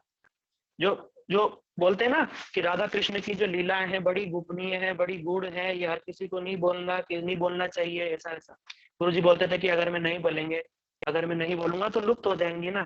इसलिए गुरु जी के मुख से सुन करके देखो इतनी लीला है जो हम सुनते हैं भगवान की, कितनी प्यारी प्यारी लीला है, बड़े सुंदर सुंदर ग्रंथ है, ये सब गुरु जी की कृपा है।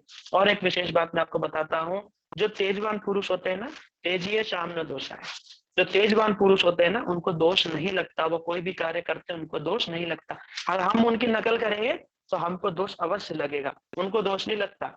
इसको तुलसीदास जी कहते हैं, समर्थ को नाई दोष गोसाई, रवि पावक सुर सरी के नाई। जो समर्थवान है उसको दोष नहीं लगता। जैसे रवि, जो सूर्य है ना, सूर्य देखो गंदी जगह पे भी उसकी किरणें पड़ती है और गंगा जल पे भी पड़ती है, वो दोनों को ही पवित्र करता है सूर्य की किरण, है ना। रवि पावक, अग्नि भी सब कुछ पवित्र कर देती है। अग्नि के अंदर हम सुंदर सुंदर घी की आहुति भी देते हैं और मुर्दे को भी जला देते हैं, सबको पवित्र कर देती है अग्नि। और सुरसरी, सुरसरी कौन है? गंगा देवी, देवी सुरेश्वरी भगवती गंगा जी भी जिसको स्पर्श कर ले वो पवित्र हो जाता है। आज मेरे को लगता है प्रभु जी समय हो चला, लेकिन इनका तो बहुत बड़ा चरित्र है भाई, इसको बताने के लिए तो मेरे को लगता है बहुत दिन चाहिए। लेकिन फिर भी आज जो श्रील भक्तिवेदांत नारायण गोस्वामी महाराज जी जो है ना, उनका विशेष रूप से हमारे जीवन में सब अवदान है और हम सब उनके बहुत ऋणी हैं, विशेष करके हिंदी भाषी लोगों के लिए।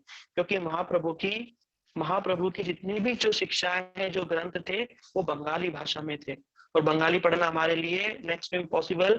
इसीलिए गुरुजी ने क्या करा, उन सभी रहस्यों को बड़े ही माइन्यूटली पढ़ के, मेरे को जब पता चलता है कि उन्होंने जैव धर्म को ट्रांसलेट करने के लिए 67 बार पढ़ा, मेरे को इतना दुख होता है कि उन्होंने इतनी मेहनत करके हमारे लिए उनके गले में ऐसे पट्टा लगा करके और इतनी वृद्ध आयु में इतने ग्रंथों को उन्होंने लिखा। वो कहते हैं मैं नहीं लिखूंगा तो कल्याण कैसे होगा। उनकी जो बुक्स हैं, जो ग्रंथ हैं, उनको हम सबको पढ़ना चाहिए। मेरे को बड़ा दुख होता है कभी कभी कि मैं तो इतने उन्होंने ग्रंथ लिखे, मैं ज्यादा नहीं पढ़ पाया, बहुत 1-2 ग्रंथ ही पढ़े। और जैव धर्म तो इतना सुंदर ग्रंथ है, उनको उन्होंने इतनी बार, क्योंकि कभी थोड़ी सी भी गलती हो जाएगी ना तो गलत मैसेज चला जाएगा। उन्होंने 67 टाइम्स पढ़ा उसको, कितनी बार पढ़ा है भगवान। इसलिए ये गुरु वर्गों, शिल हमारे जो परम गुरुदेव है शिल भक्तिवेदांत नारायण गोस्वामी महाराज जी, उनका विशेष रूप से हमारे ऊपर में अवदान है। क्योंकि उन्हीं के माध्यम से ये जो भक्ति है ये हिंदी जगत में आ रही है, हम लोग सब सुन रहे हैं, सब जान रहे हैं। इसलिए मैं यहीं पर ही, मुझे लगता है समय हो चला है, मैं शायद ज्यादा ही बोल गया कुछ। अगर मैं कुछ भी थोड़ा भी अतिक्रम किया हो तो आप सब मुझे क्षमा करना। और मैंने गुरु तत्व के विषय में, हमारे जो परम गुरुद्वयी हैं उनके विषय में बोला है, अगर कुछ त्रुटि हो गई हो, कुछ गलती हो गई हो तो आप सब मुझे क्षमा करना।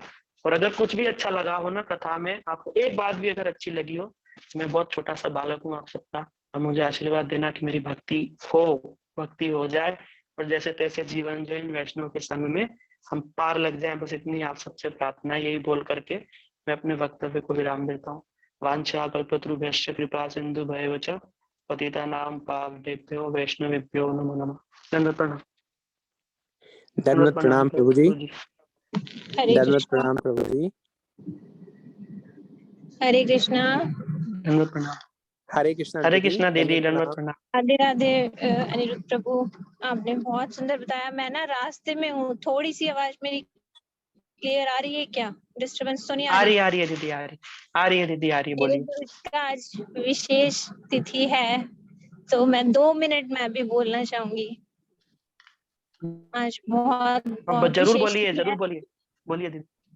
एक गुरुजी इस संसार में आए और एक गुरुजी इस संसार से चले गए, तो ऐसी तिथि का विशेष महत्व है हमारे जीवन में। ऐसे आचार्य वर्ग बहुत मुश्किल से आते हैं, बहुत ही मुश्किल से आते हैं। कभी कभी बहुत सारे सौभाग्यवान जीवों का एक साथ जब जन्म हो जाए, तब ऐसे गुरुवर्ग आते हैं, उनको शिक्षा दीक्षा देकर ठाकुर जी की सेवा में लगाने के लिए।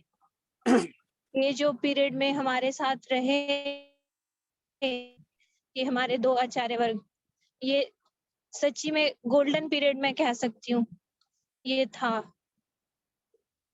उस समय में इन्होंने इतने महान शिष्य बनाए, उनको दीक्षा दी, समझाया, उनको सब सिखाया, और सब जो है उनके शिष्य आगे अपना साधन भजन कर रहे हैं। तो मैं बस 2 लाइन मेरे को याद आता है कि जैसे एक भजन है, यं कलि रूप न धरत शरीरा, मतलब यदि रूप गोस्वामी जी इस कलयुग में नहीं आते तो क्या क्या होता।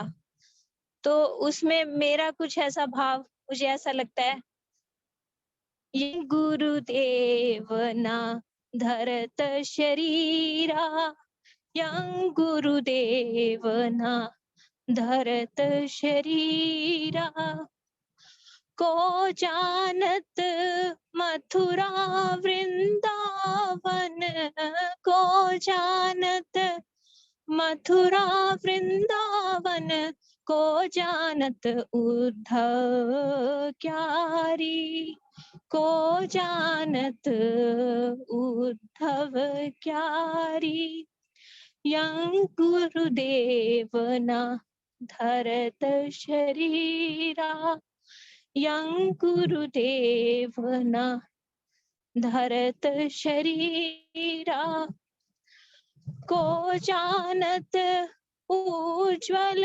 नीलमणि, को जानत उज्ज्वल नीलमणि, को जानत जैव धर्म, को जानत जैव धर्म, यं गुरुदेव ना धरत शरीरा, यं गुरुदेव ना धरत शरीरा, को जानत राधा दास्यम, को जानत मंजरी भाव, को जानत रूपानुग वैशिष्ट, को जानत रूपानुगत, यं गुरुदेव न धरत शरीरा, यं गुरुदेव न धरत शरीरा। ये बहुत लंबा हो सकता है, हमारे गुरुजी के इतने अवदान हैं कि वो क्या दे के गए हैं हम बता नहीं सकते, लेकिन ये मुख्य अवदान है। ब्रज मंडल में ऐसे स्थान गुरुजी ने हमें दिखाए, ऐसे स्थानों पर ले गए जो लुप्त प्राय हो रहे थे। उद्धव क्यारी, उद्धव क्यारी किसी को पता ही नहीं था। गौड़ीय वैष्णवों का कितना मुख्य स्थान है, जहां पे उद्धव जी ने गोपियों का भाव जाना, ऐसा स्थान जहां पर गोपियों की विरह दशा देखी, ऐसा स्थान वो हमारे गुरुदेव ने ढूंढा, वहां तक जाने का रास्ता बनवाया उन्होंने। जावट, जावट भी गुरुदेव ने ढूंढा और उसको भी जैसे कहते हैं पुनर् उसका निर्माण करवाना, वहां पे भी गुरुजी हमें लेके गए। ऐसे ऐसे स्थान गुरुजी लेके गए। और दूसरा अवदान ग्रंथों का, जो भी अनिरुद्ध प्रभु ने बोला, जैव धर्म, उज्जवल नीलमणि, सारे रस वाले ग्रंथ भी और तत्व वाले ग्रंथ भी। दो भावुक नहीं बन जाओ, नहीं, गुरुजी ने बताया कि तत्व सिद्धांत सीखो, उसकी नींव पक्की करो, उसके ऊपर रस का महल खड़ा करो। ये गुरु है। तत्व सिखा देते हैं आचार्य वर्ग। ऐसा नहीं मैं बोल रही कि वो नहीं सिखा सकते, सभी आचार्य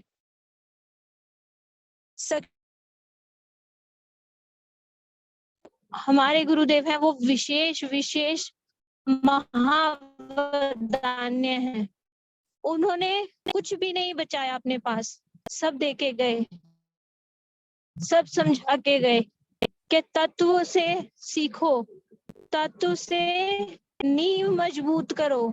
जब तुम तत्व समझ जाओगे तो फिर भटकोगे नहीं, मजबूत हो जाओगे। कल को कोई और तुम्हें बहकाने लगे कि भगवान ऐसे और भगवान वैसे, तो तुम भटकोगे नहीं। तुम्हें पता है शास्त्र में कैसे बताया भगवान के क्या लक्षण हैं, गुरु के क्या लक्षण हैं, भक्ति कैसे होगी, सब कुछ बताया तत्व से।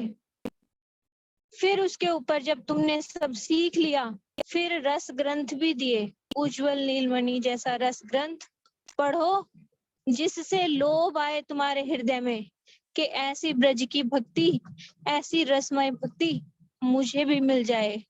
ऐसे रस वाले ग्रंथ भी गुरुजी ने दिए। तीसरा, उन्होंने हमें हमारा जीवन का गोल सेट करने के लिए समझाया, वो है मंजरी भाव। गुरुजी ने बताया कि जैसे कोई बच्चा इंजीनियरिंग करना चाहता है तो वो चाहता है IIT से करे ना, मतलब बेस्ट कॉलेज से। तो ऐसे जो ये भक्ति राज्य में सर्वोच्च पदवी है, वो है मंजरियों की सेवा। भक्ति मतलब सेवा। सेवा यदि करना चाहते हो तो सर्वोच्च सेवा का लोभ जगाओ अपने हृदय में। तो मंजरी भाव क्या है वो बता के गए, उनकी सेवा कैसी है वो समझा के गए, हृदय में लोभ जगा के गए। गुरुजी ने एक बार मेरे सामने 4-5 दीदियां बैठी थी, उनसे पूछा, क्या तुम सीता जी की सेवा में जाना चाहती हो? वो बोली नहीं। क्या तुम लक्ष्मी जी की सेवा में जाना चाहती हो? दूसरी दीदी बोली नहीं।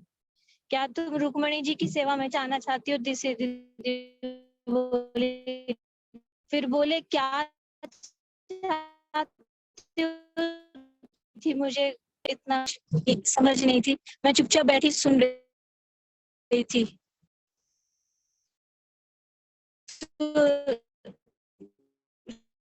फिर एक और दीदी बोली, सभी दीदी एक साथ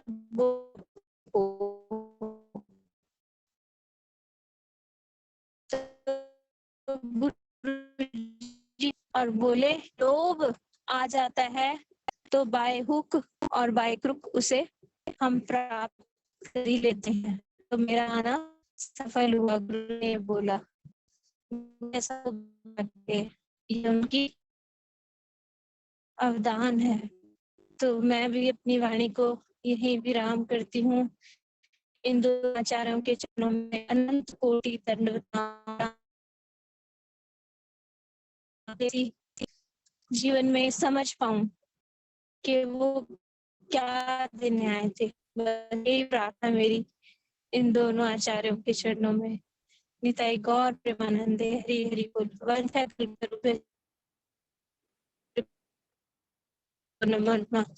सभी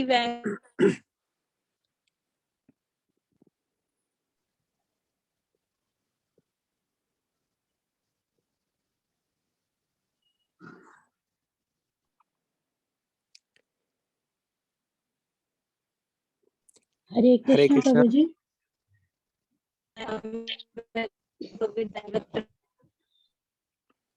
हरे कृष्णा प्रभु जी।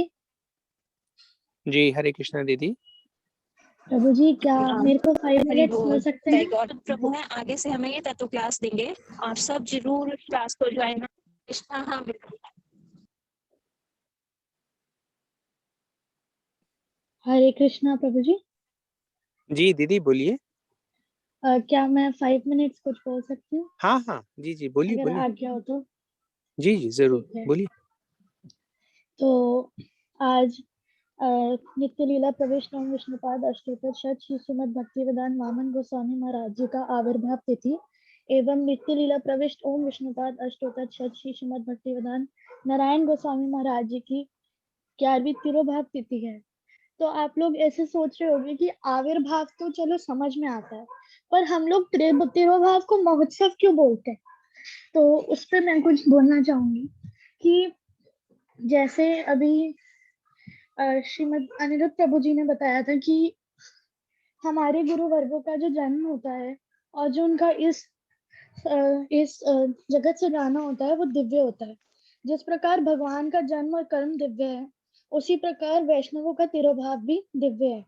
जय वैष्णव जो है वो भगवान से भी अधिक करुणावान है। भगवान तो जैसे एक कल्प में एक अवतार ऐसे लेते हैं, लेकिन वैष्णव जैसे हमारे गुरुदेव बोल के गए थे कि मैं जब तक तुम्हें जो भी मेरे आश्रित है, परम गुरुदेव शिला भक्तिवेदांत नारायण महाराज जी, उनको ब्रज धाम तक मतलब गोलोक वृंदावन तक, उनको उस वहां तक उनके गोल तक जो राधा दास्यम है वहां तक नहीं पहुंचा देता, मैं बार बार आऊं। तो वो वैष्णव इन भगवान से भी अधिक करुणावान है। वो उनकी इच्छा से भी आते हैं और उनकी इच्छा से ही वो जाते हैं। वैष्णव दिव्य प्राकृत जगत से आते हैं और वो अपनी ही नित्य लीला में प्रवेश करते हैं। अब आप सोच रहे होंगे कि वो तो यहाँ से चले जाते हैं, वो तो हमारे लिए दुख का विषय होगा। लेकिन जैसे परम परम और परम गुरुदेव शिला भक्ति सिद्धांत सरस्वती ठाकुर प्रभुपाद जी बोलते थे कि एक भक्त को बनाने में 200 गैलन खून जाता है। अब सोचो हमारे गुरुदेव ने कितने लोगों को आश्रय दिया, जो स्वयं रमन मंजरी है उनको आश्रय दिया। तो वहां जब वो जाते हैं तो वहां बहुत बड़ा महोत्सव होता है। जब वो वापस उस लीला में प्रवेश करते हैं, नित्य लीला में जहाँ श्री राधा कृष्ण जी की लीला चल रही है, वहां जब वो प्रवेश करते हैं तो बहुत बड़ा उत्सव होता है। और हमारे गुरुदेव का था नाम नारायण। नारायण का मतलब होता है जो सबको आश्रय देते हैं। नारायण का अर्थ जो सबको आश्रय देते हैं। तो हमारे गुरुदेव ने जिन जिन को आश्रय दिया, सन्यासीगण तो कहते हैं ना, ब्रह्मांड भ्रमिते धरे जने जने, मतलब वो एक ब्रह्मांड भ्रमित तार, जो क्या लाइन थी प्रभु जी एक बार बताइए। मतलब ब्रह्मांड तारिते शक्ति धरे जने जने। हाँ, ब्रह्मांड तरीते तारे शक्ति धरे जने जने, मतलब हर एक गुरुदेव के शिष्य में, जैसे महाप्रभु के एक एक परिकर में उस ब्रह्मांड को तारने की शक्ति है, गुरुदेव के भी जो परम परम गुरुदेव हैं उनके भी हर शिष्य में ब्रह्मांड को तारने की शक्ति है। ऐसे ही हमारे गुरुदेव के शिष्यों में भी परम गुरुदेव के शिष्यों में भी ब्रह्मांड को तारने की शक्ति है। सन्यासी तो क्या, ब्रह्मचारी तो क्या, हर गृहस्थ भक्त में भी उतनी शक्ति है। गुरुदेव से एक बार किसी ने पूछा कि जब आप यहाँ से चले जाओगे तो फिर हम क्या करेंगे, फिर क्या होगा? तो गुरुदेव ने कहा कि एक नारायण तो यहाँ से जा रहा है, लेकिन इतने नारायण को छोड़ के जा रहा है। गुरुदेव ये नहीं कहते थे कि मैं एक को शिष्य बना के जा रहा हूँ, परम गुरुदेव ये कहते थे कि मैं सबको एक गुरु बना के जा रहा हूँ, सबको महाप्रभु की वाणी का उसी प्रकार से प्रचार करना है जिस प्रकार से मैंने उनका प्रचार किया।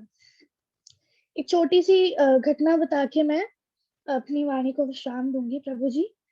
गुरुदेव जब यहाँ आए थे और उन्होंने परम गुरुदेव जी को बोला था, परम गुरुदेव जी ने बोला था कि मैं तुम तीनों को संन्यास देना चाहता हूँ।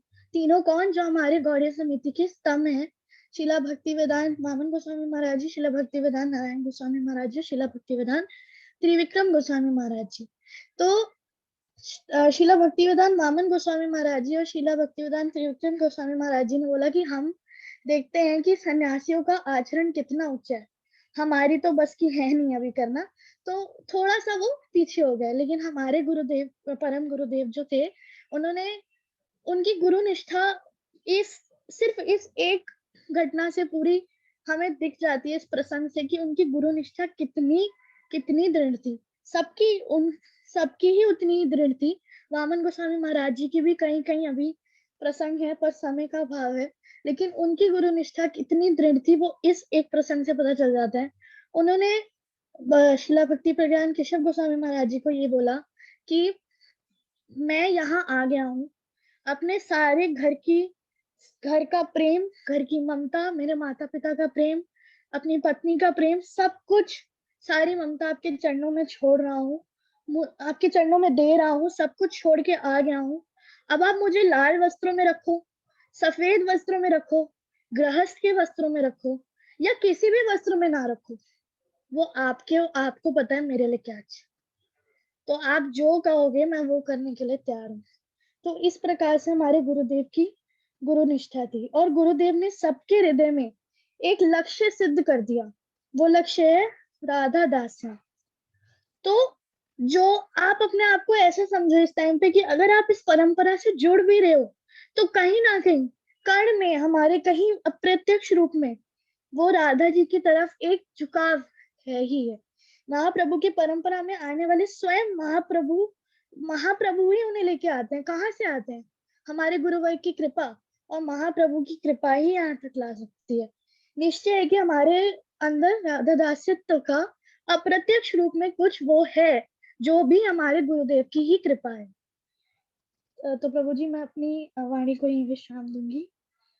धन्यवाद, प्रणाम। वाञ्छा कल्पतरुभ्यश्च कृपा सिन्धुभ्यो च पतितानां पावनेभ्यो वैष्णवेभ्यो नमः। जी, हरे कृष्णा दीदी। बहुत धन्यवाद, सुंदर प्रणाम। दीदी, आपने बहुत अच्छी कथा बोली। बहुत ही सुंदर। जी देखिए प्रभु जी। जी प्रभु जी, आप बोलिए। सुबल सखा प्रभु जी, आपसे आपके चरणों में निवेदन है कि आप गुरु जी के शिष्य हैं, आप अवश्य ही कुछ बोलिए उनके विषय में, और अगर हो सके तो अपना कोई अनुभव है तो हमारे साथ में जरूर शेयर कीजिए। मैं सुनना चाहता हूँ, सभी लोग हम सुनना चाहते हैं। आप अवश्य ही बोलिए प्रभु जी। जी, हरे कृष्णा प्रभु जी। देखिए प्रभु जी, हमारे पास अपना कुछ खास अनुभव नहीं है, कुछ भी नहीं है। हम तो वो एक भिक्षुक हैं जिसके पास एक भिक्षा पात्र है प्रभु जी। और जब भी कोई ऐसा दिवस आता है, गुरु जी का आविर्भाव दिवस हो या तिरुभाव दिवस हो, तो हमारी तो पात्रता केवल इतनी है कि हम अपना भिक्षा पात्र लेके वहाँ पहुँच जाएँ और आप जैसे वैष्णवों के मुख से जो भी सुने, उसे अपने पास इकट्ठा करके अपने हृदय के साथ रखें। क्या कहें गुरुजी के बारे में? क्या ना कहें? लोग सुनते हैं, जो उनको नहीं जानते, वो सोचते हैं वो बात हो रही है किसी बड़े गुरु की, बात हो रही है किसी आचार्य की।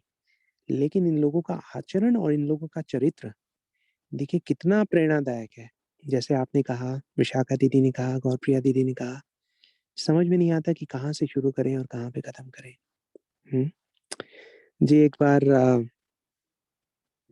श्रील वामन गोस्वामी महाराज उस वक़्त तो आचार्य थे, मठ के।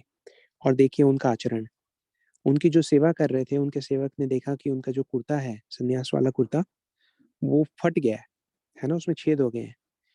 तो उन्होंने वामन गोस्वामी महाराज जी को बिना बताए जाके एक नया कुर्ता लिया, उसको डाई कराया, कलर कराया, उसको धो दिया, साफ करके सुखा के, उसको अगले दिन उनको दे दिया कि शायद उनको ना पता लगे। तो वामन गोस्वामी महाराज जी के बारे में ये था कि वो बहुत गंभीर स्वभाव के थे। कभी किसी से क्रोध तो वो करते ही नहीं थे। क्रोध छोड़िए, देखिए इनकी मन की मतलब इनकी करुणा की क्या सीमा हो सकती है, हम लोग तो सोच भी नहीं सकते। इतनी बार ये किसी अपने शिष्य को कोई आज्ञा ही नहीं देते थे। और कोई पूछे कि भई आप आज्ञा क्यों नहीं देते? तो बाद में उन्होंने एक बार बताया, बोले मैं अगर आज्ञा दूँ और किसी भी कारणवश अगर वो आज्ञा का पालन ना कर पाएँ, तो उनको गुरु अवज्ञा का अपराध ना लग जाए, इसलिए मैं किसी को कोई आज्ञा ही नहीं देता।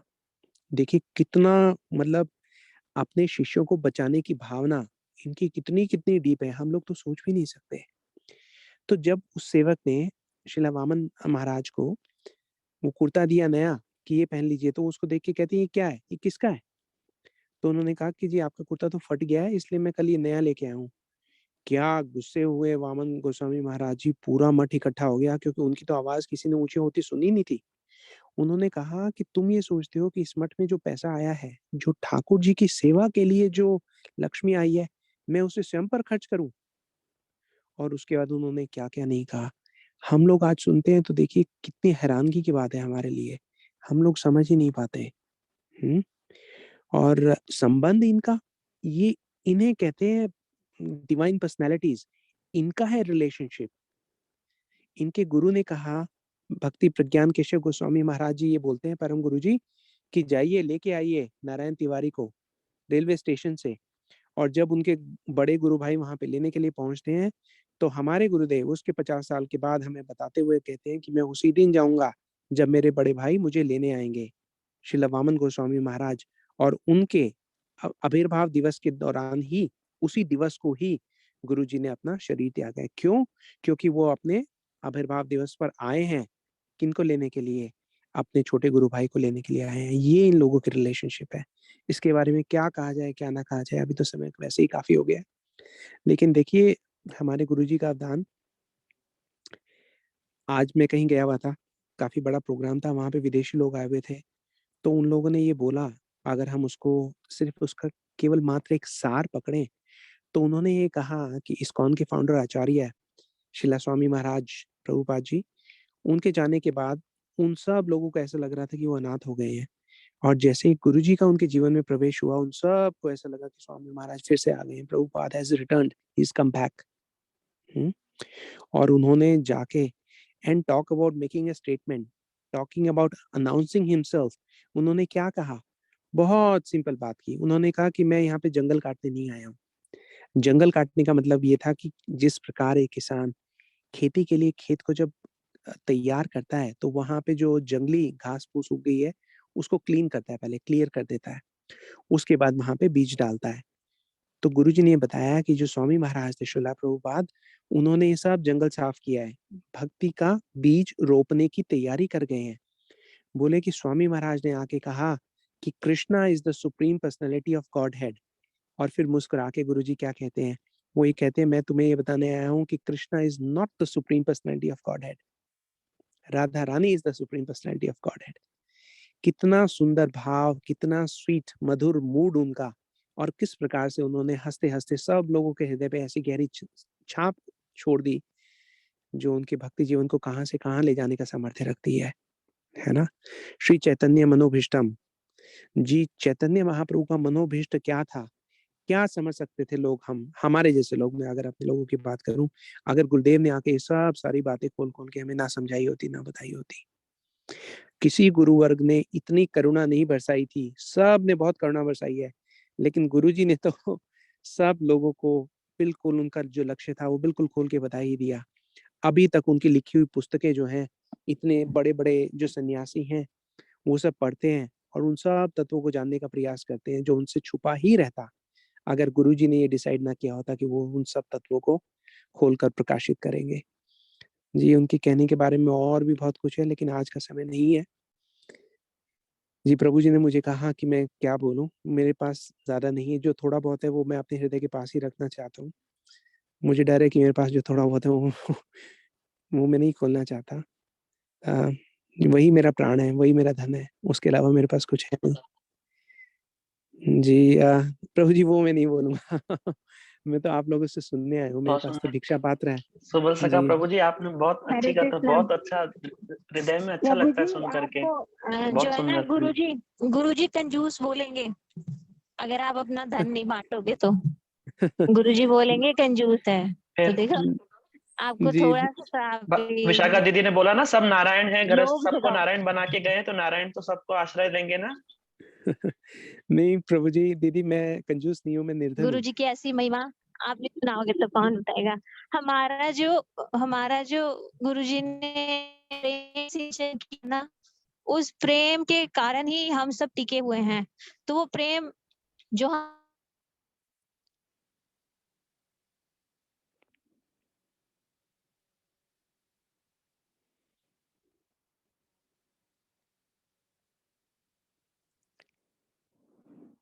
आप बताइए दिल खोल के। जी, लगता है विशाखा विशाखा दीदी दीदी का की आवाज़ कट गई है लगता है। जी, वो ट्रैवल कर रही हैं तो उनका नेटवर्क नहीं है। किसी और दिन नेटवर्क बताएँगे चला प्रभु गया। जी, आज का दिन मेरे लिए थोड़ा भावुक है, थोड़ा इमोशनल है, आ रही है प्रभु फिर जी? किसी और शुभ दिन। सखा प्रभु जी। अब आ रही? हरे कृष्णा। ठीक है हरे प्रभु जी, कृष्णा जैसा दीदी। आप हरे कृष्ण। समझे। हाँ जी प्रभु जी। तो जी, दी जो हमें ऐसा प्रेम से सिंचन किया है गुरुदेव ने, हुँ। वो हम ही तो बता पाएँगे ना प्रभु जी। तो आप सबके हृदय में ऐसा लोभ तो जगाओ कि जी, लोभ जगाने की जहाँ तक बात है दीदी, उसमें तो हमारे गुरुजी बहुत एक्सपर्ट हैं। ऐसे-ऐसे लोगों को लोभ जगा देते हैं। आप यूँ समझिए कोई कोई किसी भिखारी के पास जाए और उसको ये बोले कि ये जो करोड़ों अरबों की जो संपत्ति है, ये तुम्हें मिल सकती है। भिखारी उनसे पूछे कि ये मुझे कैसे मिलेगी? और जो जो गुरुजी हैं उनको ये कहे केवल इच्छा मात्र से, आप केवल इच्छा कर लीजिए आपको मिल जाएगी। जी, ऐसा लोभ जो है हृदय में वो केवल गुरुजी ही जगा सकते हैं और कोई नहीं जगा सकता। और इतनी बड़ी पूँजी जो वो हमें दे गए हैं, हम तो अब तक यही नहीं समझ पा रहे कि हमने ऐसा किया क्या कि हमारे भाग्य का ऐसा उदय हुआ कि गुरुजी हमारे जीवन में प्रवेश करके आए, है ना? अब हम इतने ग्रंथ पढ़ते हैं, शास्त्र पढ़ते हैं, हर एक जगह यही बात लिखी हुई है कि आपको और कुछ तो करना ही नहीं है। आपके लिए तो रास्ता बहुत ही सिंपल है। केवल अपने गुरुवर के दिए हुए निर्देशों का पालन करना है। बाकी तो हमें कुछ करना ही नहीं है। हम तो एक नाव में बैठ गए हैं बस। अब वो नाव लहरों के साथ ऊपर जाए, नीचे जाए, हमें तो सोते रहना है क्योंकि उसके नाविक जो हैं, वो श्री गुरु हैं, है ना? गुरु जी तो ऐसे हैं, एक और मैं सिमिली देना चाहूँगा कि जिस प्रकार एक मछुआरा, एक फिशरमैन जाता है और अपना जो काँटा है, जो वो पानी में डाल देता है। अब हम वो मछली हैं जो इधर से उधर उछलते रहते हैं। ये जो काँटा है गुरु जी का, ये हरि कथा का काँटा है। उन्होंने ऐसी-ऐसी हरि कथा दी है कि हम उससे हुक हो गए। हम अटक गए हैं उस काँटे में। अब हम क्या कर रहे हैं, अब गुरुजी बस हमारा इंतज़ार कर रहे हैं कि कब हम थकेंगे। जैसे एक एक्सपर्ट मछुआरा जो होता है, वो कभी भी मछली के फँसते उसको खींचता नहीं है, कहता है आराम करने दो। मछली जब पहले कूद-फांद करके बिल्कुल एकदम थक जाती है, तब वो उस मछुआरा जो है उसको भवसागर से निकालता है। गुरुजी ने भी हमें ऐसे ही दिया है, हमें ऐसी-ऐसी हरि कथा दी है, ऐसा-ऐसा तत्व ज्ञान दे दिया है कि अब हमें उसकी आदत हो गई है, उसके बगैर हम रह नहीं सकते, हम उसमें फँस गए हैं अब। लेकिन फिर भी हम क्या करते हैं गाहे-बगाहे इधर-उधर अम, कूदते रहते हैं, कभी लेफ्ट जाते हैं, कभी राइट जाते हैं। जब भी हम कथा से हटकर, तत्व से, ज्ञान से, उनकी कृपा से हटकर इधर-उधर जाते हैं, तो गुरुजी वेट करते हैं कि इसको थक जाने दो, है ना? हमें अपने जीवन में बस इतनी प्रार्थना करनी है कि हम थक जाएँ, इस भौतिक जीवन से थक जाएँ, बहुत हो गया। पता नहीं कितने-कितने जन्मों तक हम आ रहे हैं, जा रहे हैं, आ रहे हैं, जा रहे हैं। हुँ। अब जब गुरुजी की कृपा मिल गई है, तो उनसे यही प्रार्थना है कि हम आपके काँटे में फँस गए, अब हमें आप निकाल लो, यहाँ पे नहीं रहना हमें। तो यही मेरे गुरु जी के चरणों में प्रार्थना है। आप सब लोग वैष्णवों के चरणों में भी मेरी यही प्रार्थना है, आप लोग आशीर्वाद दीजिए। आप लोगों की सेवा का लालच भी हमें इसीलिए है कि इससे शायद गुरुजी खुश होंगे। गुरुजी खुश होंगे तो शायद हमारा कभी कोई कल्याण हो पाए। वाञ्छकल्पतरुभ्यश्च कृपा सिन्धुभ्यः पतितनाथ पावनेभ्यो वैष्णवेभ्यो नमो नमः। हरे कृष्णा प्रभु जी, बहुत सुंदर आपका सुबह ख़ास लगा प्रभु आभार जी, व्यक्त कर बहुत रहे हैं। बहुत सुंदर। जी, धन्यवाद प्रभु जी। ये इस कहाँ वक़्त ग्रुप प्रभु जी, में अब जितने कुछ भी भी नहीं जानता हूँ मैं क्या बोला। नहीं प्रभु जी, आपने तो बहुत सुंदर बोला। इस वक़्त ग्रुप में जितने भी हमारे भाई-बहन हैं, उन सब की ओर से मैं आपका बहुत-बहुत धन्यवाद भी देता हूँ, आभार व्यक्त करता हूँ। देखिए, गुरु जी का आशीर्वाद ही है जो इस प्रकार से हमारे सामने आता है ना? कई बार हम सोचते हैं कि मैं अपनी बात करूँ, तो हम सोचते हैं हम क्या दे सकते हैं, क्या करें ऐसा कि गुरु जी ने जिन लोगों को हमारे पास भेजा है, आए तो वो गुरु जी के चरणों में है, उनको हम अच्छे से शिक्षा दे पाएँ। तो जब मुझे खुद पे शक होता है कि मैं क्या करूँगा, क्या नहीं करूँगा, तो देखिए आपके जैसे लोग आ जाते हैं। विशाखा दीदी की गाइडेंस है, गौरप्रिया दीदी हैं और भी बहुत सारे वैष्णव हैं। तो प्रभु जी आपका बहुत-बहुत स्वागत है, आप आइए। इसी प्रकार से तत्व ज्ञान हमारे साथ बाँटते रहिए। हम सब लोगों को एक-दूसरे से सीखने की बहुत ज़रूरत है और इसी से गुरुदेव को प्रसन्नता होगी। उनको सबसे बड़ी प्रसन्नता तब होगी जब हम सब लोग मिल-जुल के एक परिवार की तरह आगे बढ़ें। यही उनकी प्रसन्नता है प्रभु जी और यही हमारा प्राणधन है। हरे कृष्णा। जी प्रभु जी, जी प्रभु, बहुत सुंदर प्रभु जी। आप जब भी मुझे बोलेंगे प्रभु जी, आई एम ऑलवेज़ रेडी। आप जो भी सेवा बोलेंगे, I am always ready to do. Thank you प्रभु जी, ठीक है प्रभु जी। Thank you. और आज यहाँ पे जितने सुबह लोग सका भी प्रभु जुड़े जी। हैं, जी प्रभु जी, प्रभु जी एक छोटा-सा निवेदन आपके चरणों में करना था। आदेश करें प्रभु मुझे जी। क्योंकि आज गुरु जी की तिथि है ना, तो मेरा मेरा एक ऐसा मन में भाव आ रहा है कि थोड़ा-सा कोई छोटा-सा एक गुरु वैष्णव का कीर्तन और एक हरि नाम, बस 5 मिनट हो बहुत जाएगा, बढ़िया प्रभु जी। तो हमारा ये पूरा का पूरा जो उत्सव है ये कंप्लीट हो जाएगा प्रभु जी। आप रुकिए मत प्रभु जी, आप चलते जाइए।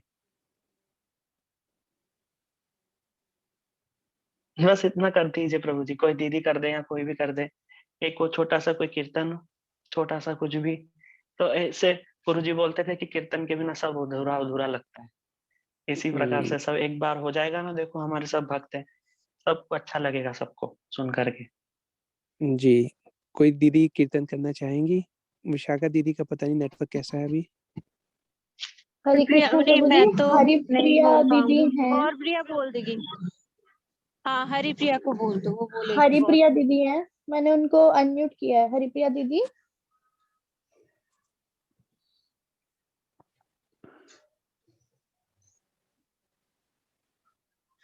हरे कृष्णा हरे दीदी। कृष्ण हरे कृष्णा दीदी। अच्छा।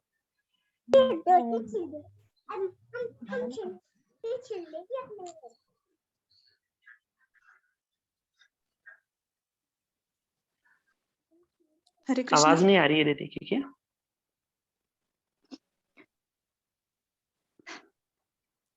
जी, हरिप्रिया दीदी, आपको अ, हमारी आवाज़ आ रही है?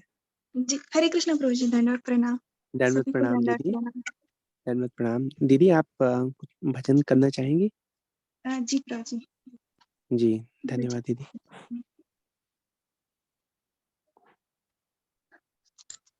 वांछा।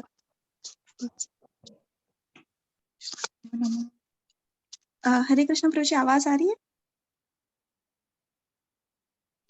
हाँ जी जी दीदी दीदी आ जाइए रही है आप, आवाज़। बोलिए। जय श्री गुरुदेव कृपा बिंदु दिया करई दासे तृणापेक्षा। गुरुदेव कृपा बिंदु दिया करई दासे तृणापेक्षा तिहीन। सकल सहने बल दिया कर, सकल सहने बल दिया कर, निज माने स्पृहाहीन। सकले सम्मान करिते शकती देहनाथ यथायथ। तबे तो गाइबो हरि नाम सुखे, तबे तो गाइबो हरि नाम सुखे, अपराध हबे हथ। गुरुदेव कृपा बिंदु दिया करई दासे तृणापेक्षा तिहीना। कभी है न कृपा लभी आए जान, कभी है न कृपा लभी आए जान, कृतार्थ आई बेनाथ। शक्ति बुद्धिहीन अमी अति दीना, कर मोरे आत्मसाथ। गुरुदेव कृपा बिंदु दिया करई दासे तृणापेक्षा तिहीना। योग्यता बिचारे किछु नाही पाई, योग्यता बिचारे किछु नाही पाई, तोमर करुणा सार।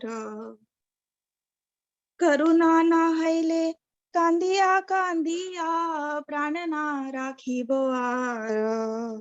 गुरुदेव कृपा बिंदु दिया करई दासे तृणापेक्षा तिहीना। गुरुदेव कृपा बिंदु दिया करई दासे तृणापेक्षा तिहीना। जय गुरुदेवा, जय गुरुदेवा, गुरुदेवा जय गुरुदेवा, जय जय गुरुदेव, गुरुदेव, गुरुदेव जय जय गुरुदेव। जय श्री गुरुदेव की जय। हरे कृष्ण। जय नित्य लीला प्रविष्टो विष्णुपाद स्तोत्र शचि श्रीमद भक्ति वेदांत शील नारायण गोस्वामी महाराज की जय। तदीय शुभ तिरुभाव तिथि की जय। जय नित्य लीला प्रविष्टो विष्णुपाद स्तोत्र शचि श्रीमद भक्ति वेदांत शील वामन गोस्वामी महाराज की जय। तदीय शुभ आविर्भाव तिथि की जय। परम गुरुदेव नित्य लीला प्रविष्टो विष्णुपाद स्तोत्र शत श्री श्रीमद भक्ति प्रज्ञान केशव गोस्वामी महाराज की जय। सपार्षद प्रभुपाद की जय। सपार्षद गौर हरि की जय। हरिनाम संकीर्तन की जय। समागत गौर भक्त वृंद की जय। निताई गौर प्रेमानंदे हरि हरि हरि बोल। जी हरे कृष्णा। ललिता दीदी आप कुछ कहना चाहेंगे?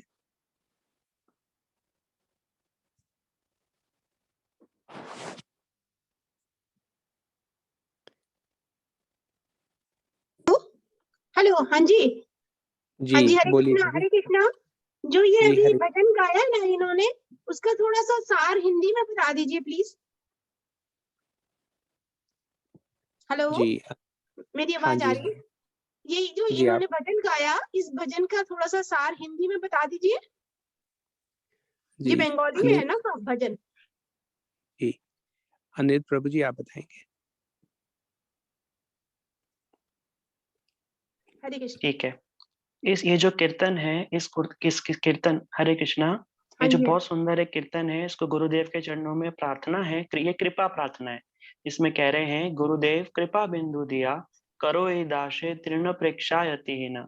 कह रहे हैं गुरुदेव, आपकी जो एक कृपा मात्र की जो बूंद है ना, आप वो प्रदान करके और मुझको क्या करो, आप तृण से भी नीच बना दो। देखो क्या बोल रहे हैं, कितनी अद्भुत बात। ऐसे तो कोई बोल ही नहीं सकता। ये कितनी सुंदर रचना है। क्या गुरुजी से हम लोग, सब लोग जगत में क्या मांगते हैं, गुरुजी हमारा घर ऐसा हो जाना चाहिए, गुरुजी हमारा ऐसा हो जाना चाहिए। नहीं, यहाँ पर ये जो कीर्तनकार है वो कह रहे हैं, गुरुदेव आप अपनी कृपा बिंदु दो और क्या करो, ऐसा कुछ करो कि मुझको तृण से भी अधिक सुनीच बना दो। तृण समझते हैं? देखो जो घास होती है ना, घास क्या होती है, उसको कोई भी उसके ऊपर पैर रखता है ना, तो घास विरोध नहीं करती और नीचे झुक जाती है। हम कभी घास में चलते हैं ना, लॉन में चलते हैं, गार्डन में चलते हैं, जब हम घास पे पैर रखते हैं तो वो नीचे झुक जाती है और हमारे चरणों को कोमलता प्रदान करती है ना। तो ये कह रहे हैं कि हमें घास नहीं बना दो, तृण से भी नीच बना दो। क्यों? क्योंकि तृण क्या होती है, घास क्या होती है, जब उस पे से पैर हटाते हैं तो वापस से खड़ी हो जाती है ऊपर, है ना। लेकिन ये कह रहे हैं नहीं, हमें तृण से भी नीच बना दो, माने कि दोबारा खड़े ही नहीं हो कभी। उससे क्या होगा, क्योंकि महाप्रभु ने बोला है क्या गुण होने चाहिए, तृणादपि सुनीचे न तरोरपि सहिष्णु नाम मानी नाम मान देना कीर्तन या सदा हरि। जिसके अंदर ये चार गुण होते हैं वही कीर्तन कर सकता है। इसीलिए गुरु जी के चरणों में हम इस प्रकार की प्रार्थना कर रहे हैं। अगली लाइन में कहते हैं, सकल सहने बल दिया करो निज माने प्रियाय न। मुझे सब सहने का बल दो, सब सहने का। हम जीवन में सबसे बड़ा हमारी प्रॉब्लम यही होती है, मेरे भी जीवन में, कि हमारे अंदर सहिष्णुता बहुत कम है। हम नहीं सह पाते हैं, थोड़ा सा भी कुछ होता है हम विचलित हो जाते हैं। और भक्ति जगत में जो सहे सो रहे, प्रभुपाद जी कहते थे, उन्होंने बोला कि जो सहे सो रहे, जो ना सहे वो नाश है। जो नहीं सहेगा उसका नाश हो जाए। इसीलिए भाई जो भी जीवन में आए उसे सह लेने में ही हमारी भलाई है, तभी हम ये कर्म बंधन से छूट पाएंगे। अगर विरोध करते रहे तो वही फिर पुनरपि जन्म पुनरपि मरणम पुनरपि जननी जन जठरे शयनम। इसीलिए सब सहने का बल प्रदान कर दीजिए। और कहते हैं सकल सम्मान करिते शकति, माने जो सबका मैं सम्मान कर पाऊं, सबका सम्मान कर पाऊं, और कैसा, यथा योग्य में सम्मान कर पाऊं। हे गुरुदेव आप मुझे ऐसी शक्ति प्रदान करो। देखो इस कीर्तन में जो भी प्रार्थना है वो गुरु जी से है। जब हम ऐसे हो जाएंगे, सबको सम्मान दे पाएंगे, मान रहित हो जाएंगे, सबको मान देंगे, तृण से भी नीच हो जाएंगे, तब क्या हम कर पाएंगे, तबे तो गाई बो हरि नाम सुखे अपराध बेह। तभी तो हम हरि नाम संकीर्तन कर पाएंगे। जो महाप्रभु ने जो पैरामीटर्स बताए हैं भाई, तृणादपि सुनिचेन, वो जितने भी गुण है जब आ जाएंगे, तभी हम हरि नाम संकीर्तन को, शुद्ध जो हरि नाम संकीर्तन है उसको कर पाएंगे। तो यहाँ पे जो कीर्तनकार है वो इसी प्रकार बड़ी सुंदर सुंदर प्रार्थनाएं गुरु जी के चरणों में कर रहे हैं। फिर क्या कहते हैं कि ये जो कीर्तन हम करेंगे उसके प्रभाव से क्या होगा, कीर्तन के प्रभाव से जितने भी मेरे अपराध हैं सब नष्ट हो जाएंगे। कहते हैं शक्ति बुद्धिन है ना आमी अति दीन कर्म हो रहे आत्मसात। बोला गुरुदेव मेरे अंदर कुछ भी ताकत नहीं है, मैं बहुत दीनहीन हूँ, केवल आपकी अहेतु की कृपा की ही एकमात्र आशा है ना। फिर कहते हैं योग्यता विचारे किचु नाई पाई तुम्हार करुणा सार। अगर मैं मेरी योग्यता को विचारने बैठूं कि मेरे अंदर क्या योग्यता है जो मेरे को इतनी बड़ी चीज मिली, जैसे विशाखा दीदी बोल रही थी ना, और हमारे सुबह सखा प्रभु भी बोल रहे थे कि हमने ऐसा क्या किया है जीवन में जो हमें इतनी बड़ी चीज मिली। तो बोल रहे हैं यहाँ पे कीर्तनकार, योग्यता विचारे किचु ना पाई। अगर हमारी योग्यता से विचार करके हमें कुछ मिलेगा तो हमें कुछ भी नहीं मिलेगा। केवल किससे मिल रहा है? तोमार करुणा सार। केवल आपकी करुणा के कारण ही जो भी हमारे जीवन में मिल रहा है वो आपकी करुणा से मिल रहा है। मैं तो अति शक्तिहीन हूँ, बुद्धिहीन हूँ, अत्यंत दीन हूँ, फिर भी आपने कृपा पूर्वक मुझे अपना लिया गुरुदेव। यही मेरी एकमात्र मेरा जो जो मुझे मिला है जीवन में, जो है ना, जो वस्तु मुझे प्राप्त हुई है वो केवल आपकी कृपा से ही प्राप्त हुई है ना। इसलिए अंत में कहते हैं, हे गुरुदेव, करुणा ना हिले कांदिया कांदिया प्राण न राखी वो आप। यदि आप मुझ पर कृपा नहीं करेंगे, आप मुझ पर दया नहीं करेंगे गुरुदेव, तो मैं ऐसे रोते रोते इस शरीर को भी धारण नहीं करूंगा। इसलिए गुरुदेव आप मुझे ये सारी शक्ति प्रदान कीजिए ताकि मैं सब सह पाऊं, सबका सम्मान कर पाऊं, स्वयं मान रहित हो जाऊं, शुद्ध हरि नाम करूं, किसी के चरणों में मेरा अपराध ना हो, और शुद्ध हरि नाम करते करते, आपकी सेवा करते करते मेरा जीवन निकल जाए। ये बड़ी सुंदर प्रार्थना है। ये इन्हीं प्रार्थनाओं को, इसलिए हमारे गुरुदेव भी प्रभुपाद एक बात कहते थे कि अगर किसी को प्रेम चाहिए ना तो एक आने में मिल जाएगा, एक आने में। एक आने में कैसे मिलेगा? तो प्रभुपाद बोले भाई प्रेम तो इतनी दुर्लभ वस्तु है, एक आने में कैसे मिल जाएगी? तो प्रभुपाद ने बोला कि प्रेम भक्ति चंद्रिका एक ग्रंथ है जिसमें नरोत्तम दास ठाकुर के बड़े सुंदर सुंदर कीर्तन है, उस किताब को खरीद लो, बस एक आने में तुम्हें प्रेम प्राप्त हो जाएगा। इसलिए जो ये गौड़ी, ये जो कीर्तन है यही, और गुरुदेव कहते थे जिसके पास में ये गौड़ी एक वित्ती गुच्छ है ना, जिसकी गुच्छ है, तो समझ लो कि समस्त शास्त्रों का सार इसी के अंदर है। इन्हीं कीर्तनों में बड़ी बड़ी बातें छुपी हुई है। इसलिए गुरु जी की कृपा से देखो, गुरु जी ने ये कीर्तन भी करा दिया और इसका अर्थ भी हमको समझा दिया। इसलिए गुरु जी के चरणों में एक और अवदान उनका हमारे चरणों में हो, हम उनके, हमारे प्रति उनका एक और अवदान हो गया कि एक कीर्तन ही चलो, आज उनकी कृपा से हमने सुन लिया और उसका अर्थ भी जान लिया। बहुत बहुत धन्यवाद। जिन दीदी ने भी इस प्रश्न को पूछा कि वे अर्थ जानना चाहते हैं, उनका भी बहुत बहुत आभार है कि ऐसा प्रश्न भी मन में आना बहुत दुर्लभ है कि कोई गौड़ीय कीर्तन के प्रति किसी का लोभ हो जाए। ये जो साधारण जो हिंदी कीर्तन होते हैं या हम सुनते हैं पिक्चरों में, टीवी में, ये तो बहुत कीर्तन है, लेकिन गुरुजी कहते थे ये सब कीर्तन नहीं। जो कीर्तनकार है ना, जब वो उस भावनाओं में डूब करके, अपने हृदय के समुद्र में डूब करके और वहां से एक सुंदर मोती निकाल करके फिर जब इन कीर्तनों में लिखते हैं, जब भक्त के द्वारा लिखा गया, बड़े उच्च कोटि के नरोत्तम दास ठाकुर, भक्ति विनोद ठाकुर जी, है ना, और बड़े प्रेमानंद ठाकुर जी, लोकनाथ ठाकुर जी, इनके कीर्तन जब हम सुनते हैं तब जाकर के हमारे जीवन में उन्नति होती है। और इन्हीं प्रार्थनाओं को जब दोहराएंगे ना तभी भगवान सुनते हैं। हमारी प्रार्थना भगवान नहीं सुनते। हमको तो पता भी नहीं क्या मांगना है। भक्ति विनोद ठाकुर बताते हैं कि गोपीनाथ मम निवेदन सुनो, वो बताते हैं कि ये मांगो भाई, तुम्हें तो मांगना भी नहीं आता है। इसलिए इन कीर्तनों को करना चाहिए, सुनना चाहिए, बहुत सुंदर है। आप सबसे भी प्रार्थना है कि ये कीर्तनों को रोज रोज करिए, तो हमारे जीवन में अवश्य भगवान कृपा करेंगे। बोल के अपनी वाणी को विराम देता हूँ। सुबह सका प्रभु जी, हैंड ओवर टू यू प्रभु। जी, हरे कृष्णा प्रभु जी। इस सेशन को अब हम एंड करते हैं और एक बार फिर से यहाँ पे उपस्थित जितने भी हमारे भक्तगण हैं उनकी ओर से अनिरुद्ध प्रभु जी के लिए बहुत बहुत धन्यवाद। विशाखा दीदी का बहुत धन्यवाद। वो